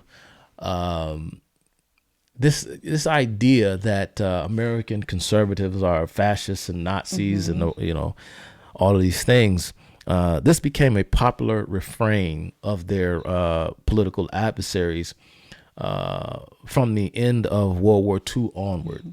Donald Trump is not the first Republican politician that Democrats and those on the left said was Hitler. Right. Even Coretta Scott King, for example, in 1980 said of Ronald Reagan that she is afraid that the Ku Klux Klan has made it back to the White House.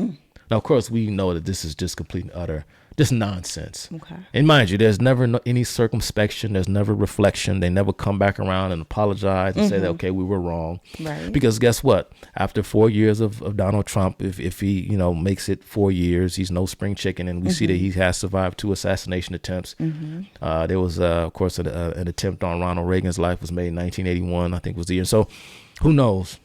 But they never circle back and say that they were wrong. You know, no, it's just we're going to move on to the next Republican target.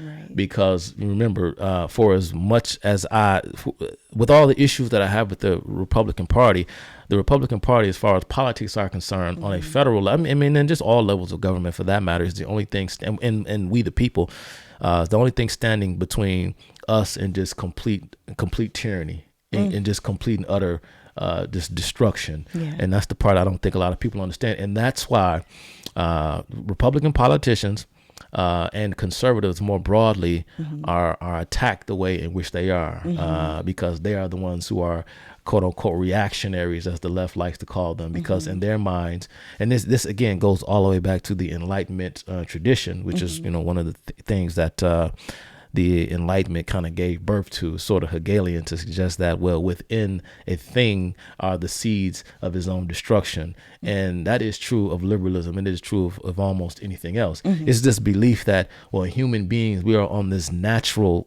trek towards a better understanding of the world, right? And not only with understanding the world better, but we are on a trek to discovering, in fact, as human beings, who we really are and what we are, in fact, capable of, insofar as we become unshackled and unmoored from our traditions, or better yet, i.e., what they would call superstition, right? We need to move away from the superstition of the Middle Ages and embrace the Renaissance. And as a result, man has become this sort of runaway train where we have become high on our own hubris, not realizing that there are certain aspects of human nature that cannot be changed. Again, this is something that conservatism understands, that there's a certain aspect of human nature that cannot be changed. This is why it does not matter if, in fact, you are ruled by a black person or a white person. A black person is just as capable as anybody else of being a tyrant. We see it now. But of course, you know, the black folks that are over there abusing their own peoples all across the continent of Africa, right, they're still suffering from the residue of colonialism and all this other nonsense. It's just not true. But again, that's just something that they say. But they believe that we are actually naturally progressing. And as insofar as the conservative is saying, wait, hold on. We need to rethink. We need to do that. They're under attack because they want to take us back to slavery, take us back to this, or take us back to.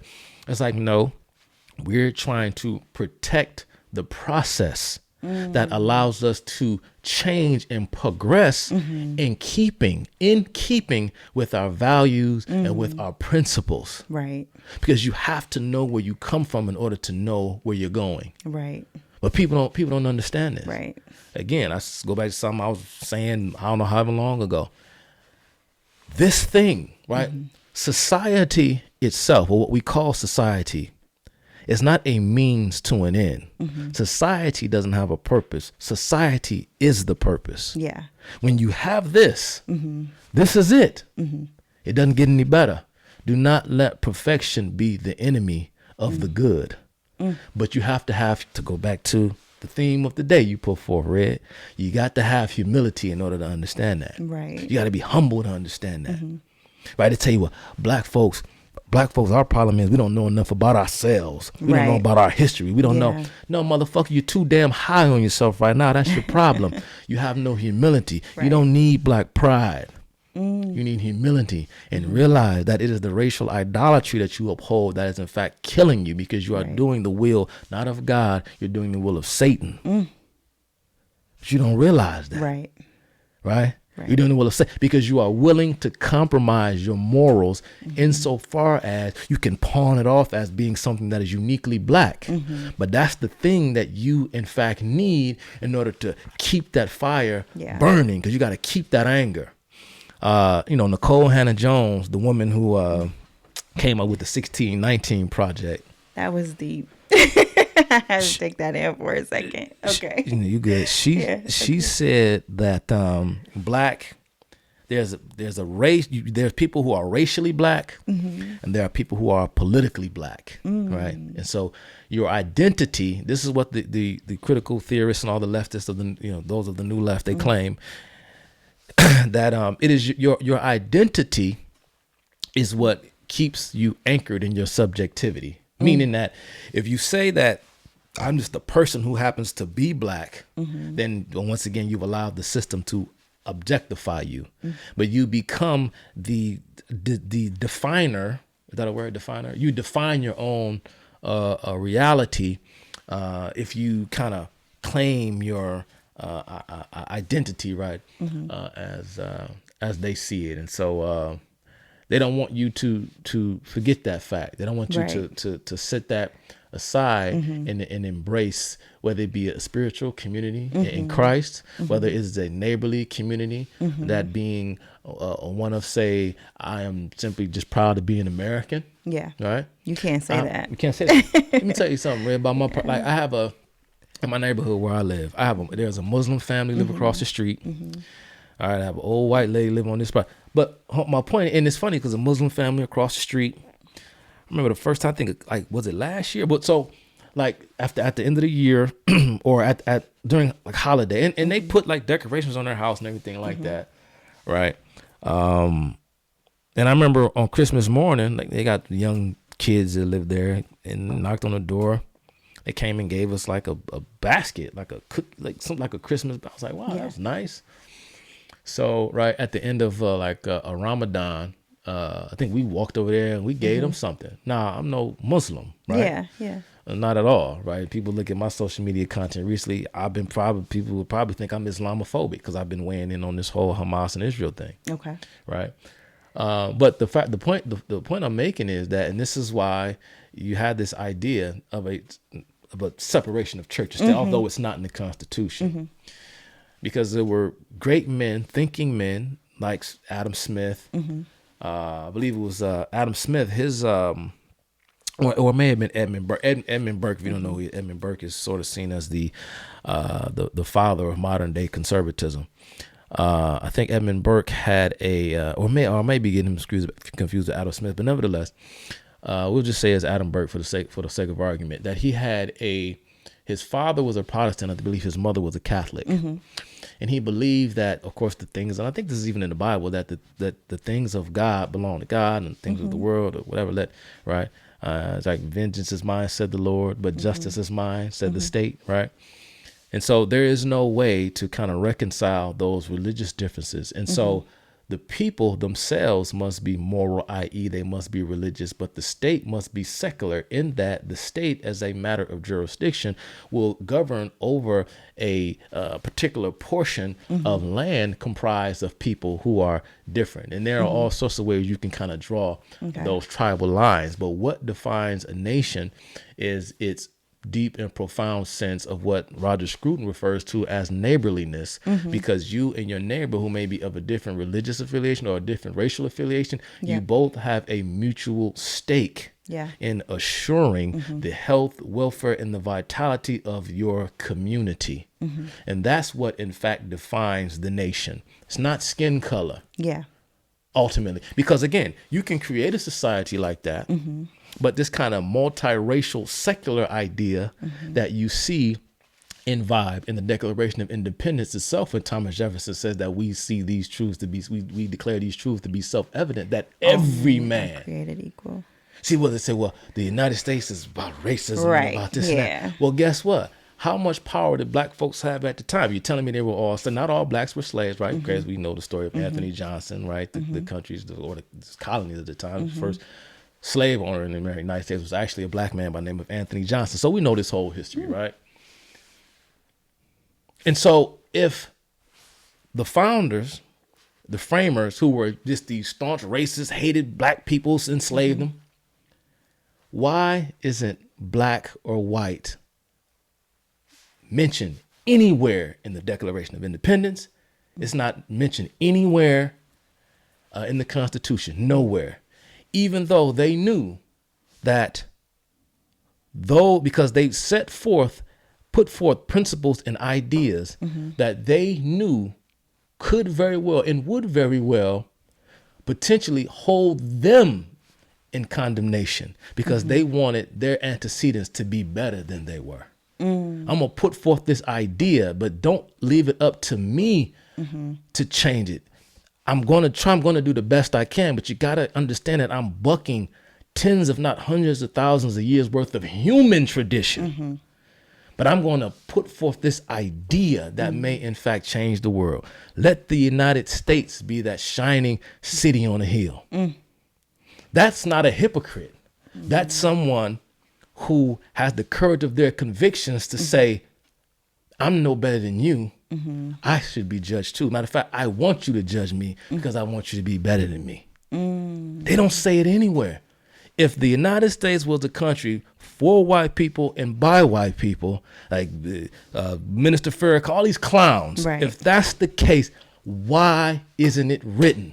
Because it's not so much just words on a piece of paper. There are perspectives that come alive when you as a human being believe in those things.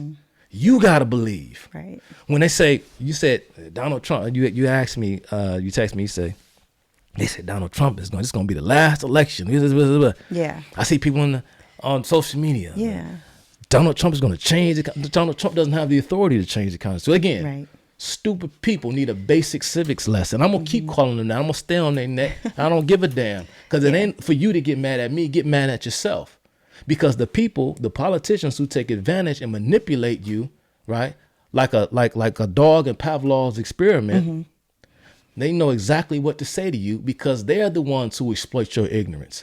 So don't even get mad at them. Get mad at yourself because because I'm not responsible for your life. Okay. You're responsible for knowing that it takes 2/3 of both chambers of Congress and 3/4 of the states to amend, not change the word is amend. The president doesn't have the authority to do that. The president doesn't have the authority to grant immunity to police officers. This is another thing you hear. Yeah. President doesn't have authority. He has pardoning power. He has plenary pardoning powers over federal law. Won't Donald Trump have more authority though? Because the Senate and everything is all red now, and so he's going to have more authority than. Yeah, but there's still you can still. I don't think the Republicans have a 10-man majority in the Senate last I checked, and so you still need 60 senators in order to pass something along. This was the whole purpose, right, of the Senate. The term itself, Senate, stems from a Latin word which means old men. And of course, prior. You said old men? Yeah. Oh, wow. Because these were supposed to be the wise ones. You see. Gotcha. Makes sense. And this is where, Donald Trump is a threat to democracy.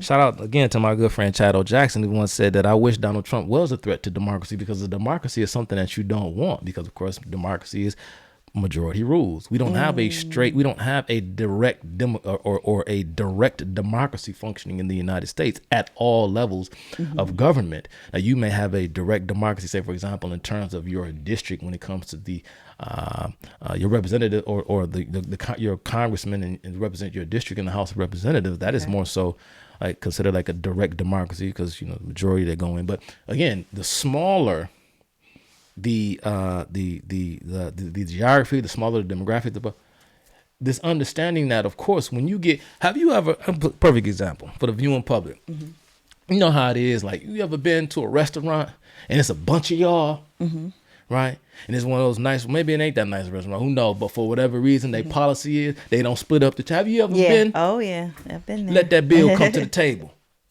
Man, it's going to take you about 2 hours, maybe longer to get out of there. Right. Everybody protesting. Man, hold on, cuz. Hold on, man. How much did you pay? How much man, I ain't order that. Man, I ain't know that cost that much. Everybody, the bill probably $500. Everybody pony up. They swear up and down. I put in what I put a tip on that.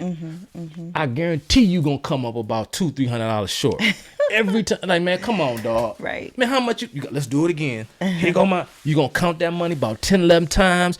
You gonna come up short. Somebody just gonna have to just say, all right, screw it, man. I'll pay. Hey, you better cash at me when I leave here, cause you gonna have an issue. Yeah. The bottom line, the more and more people get involved, the more and more confusion. This is why Mr. Umar Abdullah Johnson, whatever you call yourself, and anybody else who thinks like you, FD signifier, consciously, all you idiots, and best believe, I'm coming for you too. Best believe you're gonna see me one day. This is why the shit they talk about does not work, because you can't take these people and just lump them all together and say, well, we're gonna move collective unless you impose some kind of dictatorship, because only one person, or at least a handful in some type of Politburo, can decide what is good for the collective, because everybody's own individual proclivity and inclination to be independent, which is, again, a part of human nature. John Locke understood this. Could very well offset or derail the plans of the collective when one person says, I'm going to do this. And then one person is going to see that they may very well benefit individually from partnering up with that person, right? The First Amendment and the freedom of assembly and the right of freedom of association. I'm going to go over here.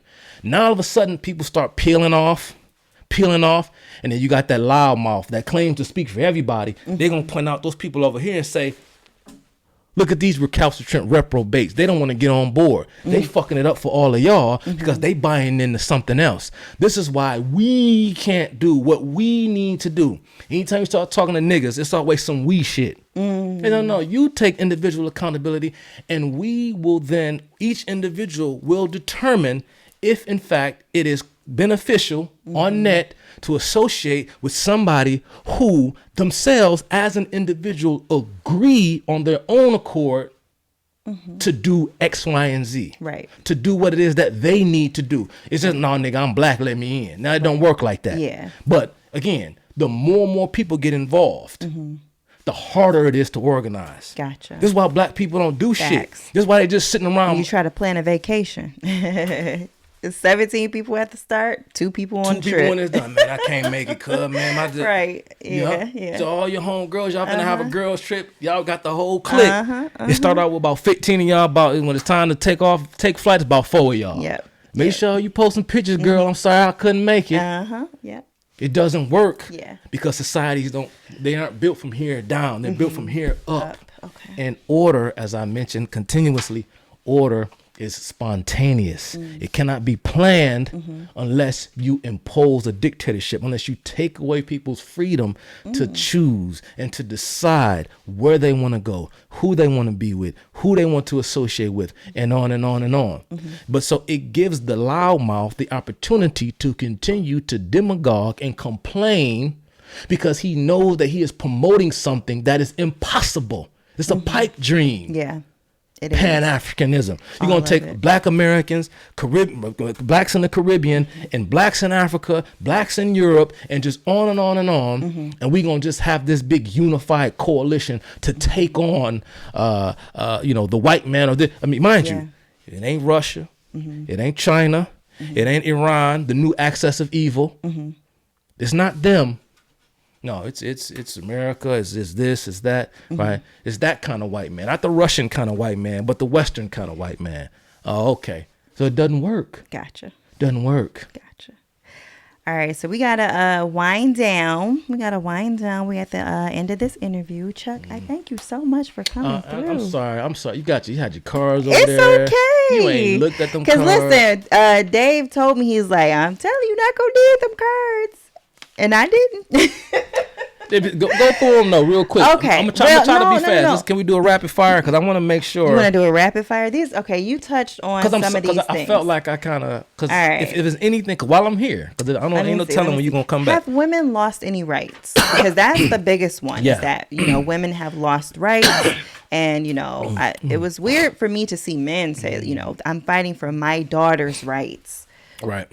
For abortion. Right. Well, of course, the right to abortion. It's not a right. Yeah. Right, because it's not in the content. That was the whole point. Yeah. All right. Roe v. Wade. Right. It federally, I guess, legalized abortion thanks to a progressive interpretation of the Fourth Amendment. Right. And we're looking into the famous Obergefell decision. that had this. It set this legal precedent of so-called privacy between an individual and their physician, right? And then they of course set forth parameters in each trimester and so on. But prior to the Roe v. Wade decision, and of course all the controversy surrounding it and everything else, the woman, she was handpicked, never had an abortion, that whole nine, right? The whole 9 yards. But prior to that, abortion was legal in some states already. Okay. Right. Yeah. And this is even something that Ruth Bader Ginsburg, one of her big things before she passed away. I'm no fan of her jurisprudence, but she was correct when she said that the reason why abortion has been such a hot button political issue for the past 40 years is because we did not let the process play itself out. We federalized the decision to allow women to have abortions as opposed to allowing the states to decide for themselves, because on the ground, the sensibilities in the country was beginning to change. And people were warming up to the idea that abortion should be allowed under very strict circumstances. This was in the 1960s. Yeah. And they took it and they fast tracked it in 1973. Right. And this was the whole spirit of the times, which is a huge issue why when people are upset at Donald Trump. Yeah. Because Donald Trump is pretty much threatening to put a dagger in the heart of the administrative state. Because remember, the whole idea and the premise of a republic, which is what we live in, not a democracy, is that you should first appeal to your local jurisdiction. Okay. And then there's the municipality, the states, and the federal. But the federal government, initially, the idea was for the federal government to be way off in the distance somewhere, almost unrecognizable. And the federal government has become larger and larger and larger. And of course, the decisions that the federal government makes are unfortunately affecting us all, because each state is almost like again, we have sort of like I don't necessarily want to call it a federation of states. It's a union of states, but each states are sovereign in their own regard with respect to certain set-asides that are outlined in the Constitution. But Wyoming is not California. North Dakota is not Michigan. And that's what makes the country so wonderful.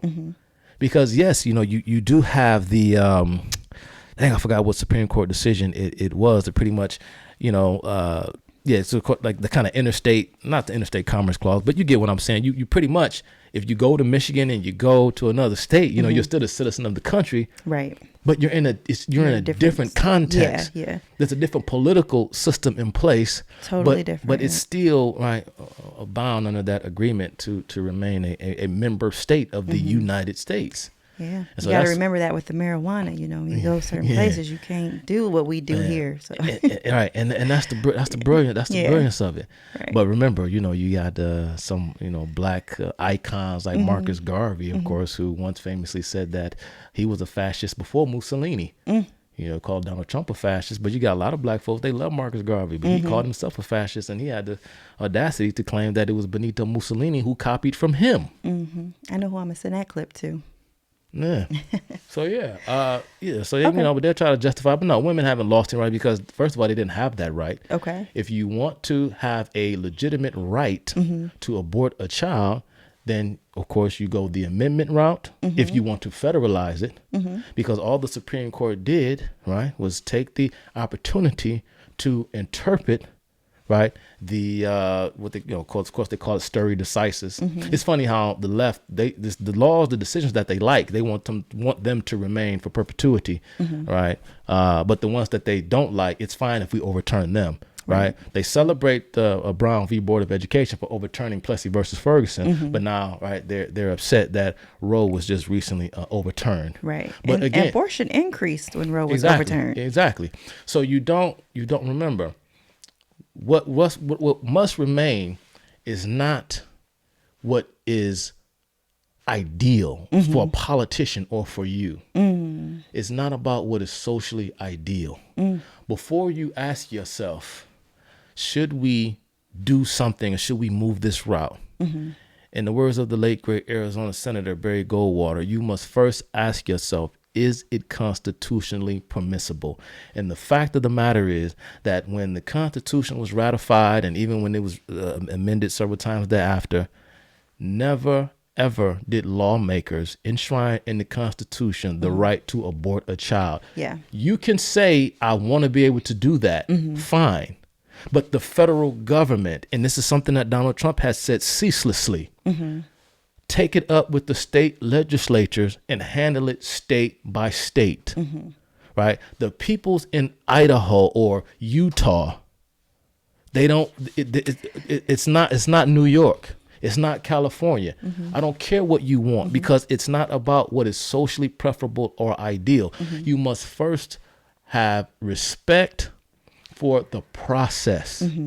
Process is what's most important because it is within that or in reference to process, one can then, I guess, correctly formulate their behavior so that they know or they can adequately predict what to expect because they know the rules. This is another principle and idea, right, that is sacred to the American experiment, is the notion that we are a society that is governed by what? By laws, not by men. Gotcha. We're governed by law, not by men. Right. Right. Now, okay, so the reason to overturn Roe was to give the power to the states. Right. And the reason to give the power to the states is because that process was skipped, long ago. Yeah. Okay. Because they inferred a right in the Constitution that was not there.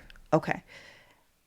And so overturning it now, I guess I'm just trying to see, like, what was the reason for overturning it? Is it because you, like, what was the reason for feeling like you need, because I guess that's with Kamala's campaign, the new way forward, because with what Donald Trump did, women felt like he went backwards. Okay, well, here's the thing. And the reason we're being, already here. Why mess up what's already going on and people are happy with it, basically, I guess. I'll tell you why. Because, again, a prerequisite for a civilized society is, of course, it's virtue, right? And so even if you don't necessarily like something, as I mentioned, there's a way to go about it. Back in the day when the progressives, this was an era, I mean, we're still kind of living under the tyranny of the progressive era.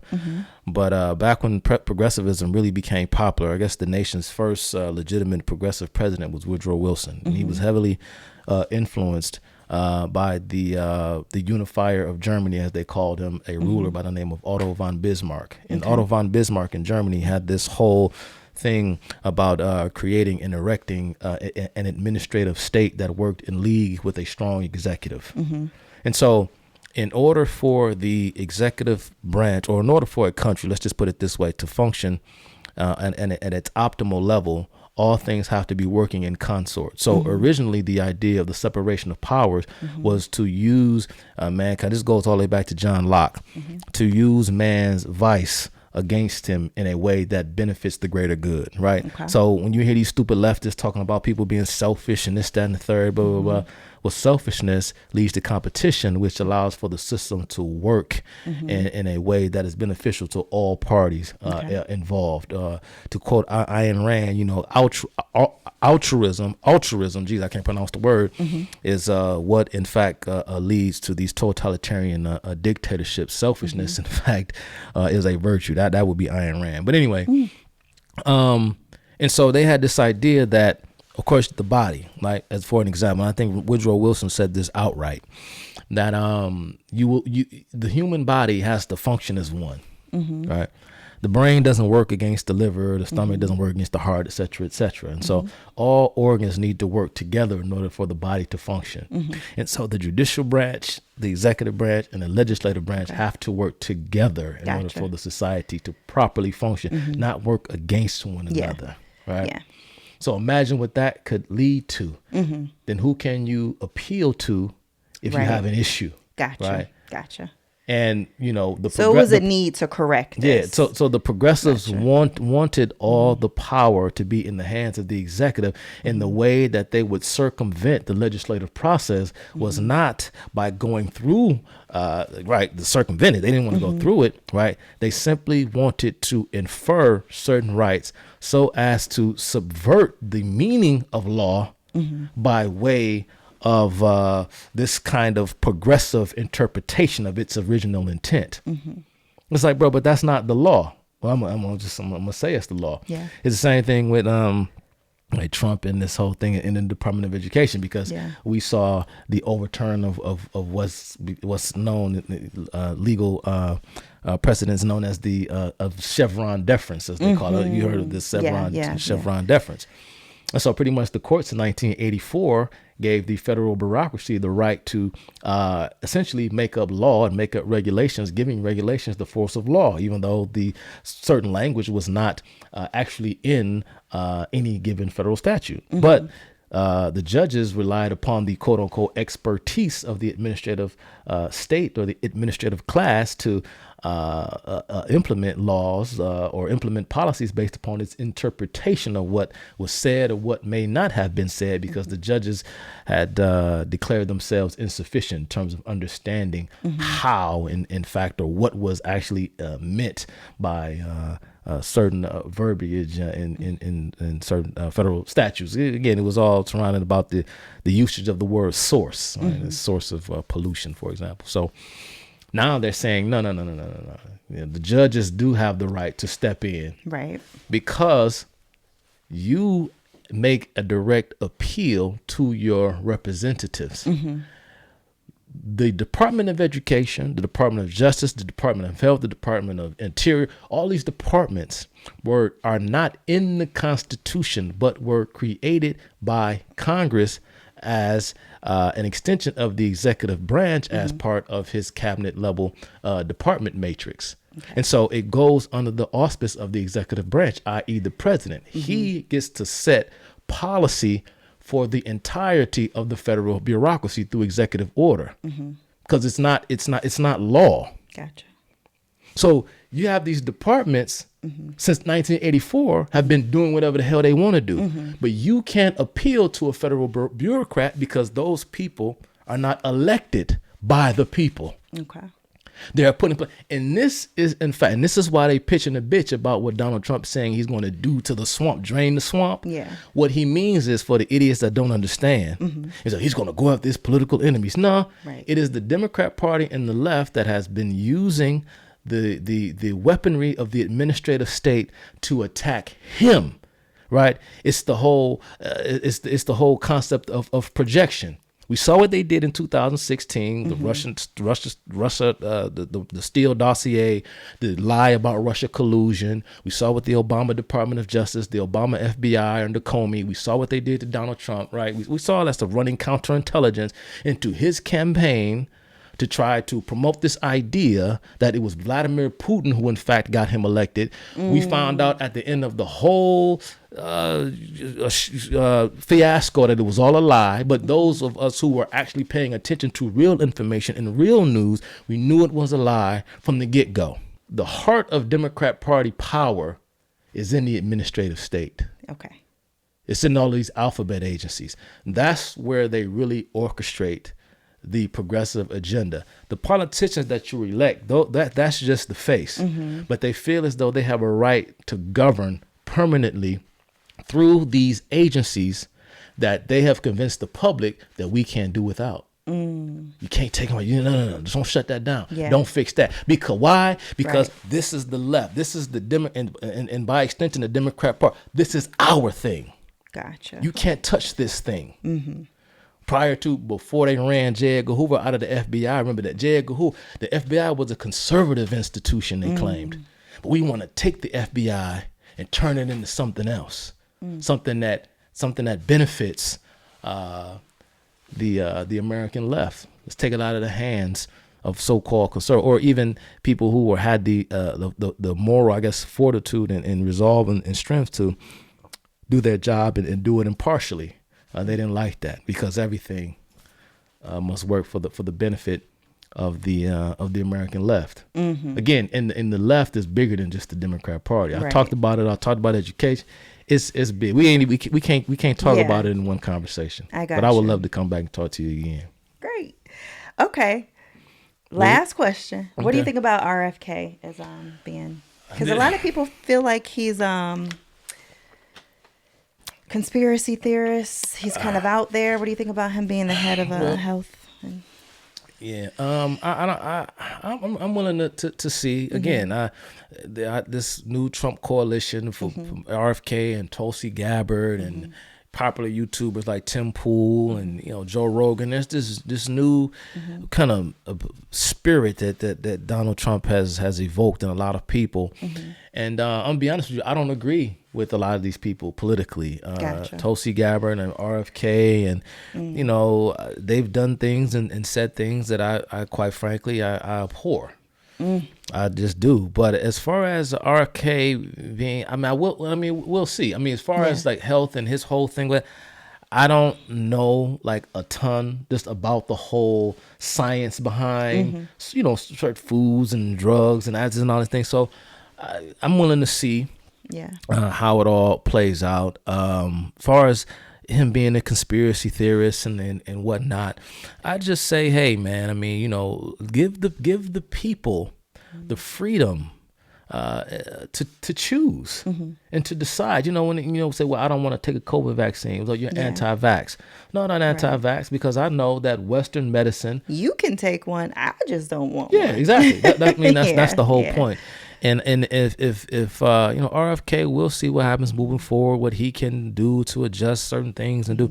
But that's my whole thing. It's just give the people freedom to choose and make the medical decisions that they want to make for themselves, and let the medical, whether pharmaceutical companies or the healthcare or medical care industry, should I say, let those who know what they're doing do what they know how to do. And then I, from my own limited purview, will do my own cost-benefit analysis to determine what it is that I want to eat or whatever drugs that I want to put in my body. It's all about the freedom to choose. Right. Yeah. So I'm not a huge RFK fan, but I don't necessarily see a huge problem with it. I wish that the Democrat Party, Tulsi Gabbard, a former Democrat, RFK, the Kennedys were Democrat Party royalty. I wish that the Democrat Party was more like RFK and Tulsi Gabbard. I wish that was what conservatives were up against, but that's not the case anymore, right? We have this new woke brigade, and it's we got a problem. And again, if you don't toe the line, you see you're not long for the left, because they will get rid of you. They get rid of you. I'm gonna have to listen to this several times. There's a lot of names out there that I've never heard. There's a lot of information I haven't particularly heard. So it's like school for me. I feel like I'm in a college classroom. Like I'm talking to a professor. It's a bird's eye view. That we haven't even. There's a whole lot more, especially when you're talking about just education and the whole critical theory thing.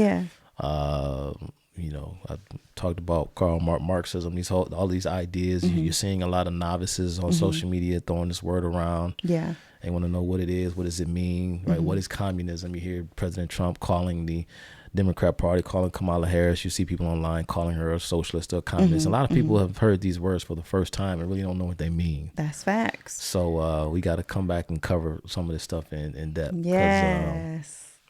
I agree. It get deep. And I guess my idea for doing this was really just to, I don't know, because, I want people to feel better about what's happening. I want people to feel better about what's happening. I want people to not live in this state of fear. They're suggesting to people like, oh, for the holidays, don't go be with your family because they might have supported Trump. And, it's like, why would you tell people to isolate themselves from their families over, a political event? Like, that doesn't make any sense. And that's what they want. They want the country, they want us to not be able to function. They want to pull at the fire, because civility is delicate. It's very, very delicate. It's always it's on thin ice all of the time. One misstep, one episode, and you'd be surprised how barbaric man can become towards one another. If the slightest thing, just imagine, for example, if China hits our electrical grid, what happens, right? Imagine, just who knows? Who knows what would happen? Yeah. You know what I mean? And how uncivilized we could become towards one another. We saw what happened in 2020. That's what they want, and they hold it like a sword of Damocles over your head, because it's a means of extortion. It's the bully. You know, Dr. King used these same tactics, and we didn't even get to him yet. Yeah. It's like, do as I say, implement these socialist policies, and of course in cahoots with Lyndon B. Johnson's Great Society program. Or else, saying I'm going to unleash the hellhounds, because you would much rather deal with me than deal with them. But best believe that it was Dr. King who did the most in the way of radicalizing all of those young folks back in the 1960s. While he claimed to be nonviolent, he actually wanted the violence because he used violence as a means of blackmail. Yeah. But we didn't even get to MLK. But he's another sacred cow that they'll call me a sellout for criticizing, but they don't know what they're talking about. We're going to have to get that show on the road because, Yeah. And I know, Dave would tease me all the time. He would say, man, you better stop talking about Tupac. The cat, they love her some Pac. I do. So, yeah. And Malcolm X. Yeah. I'm over here clutching my pearls. That's okay. Bring up those names. Yeah, we're going to talk about Malcolm X, Tupac, the Black Panther Party, the whole night. We're going to talk about all of that. We can talk about all of that. We can do it right here. Dave? But you got to leave your feelings at the door. I'm good with that. With that. I enjoyed this. Thank you so much, Chef, for coming out. And thank y'all for listening. Peace.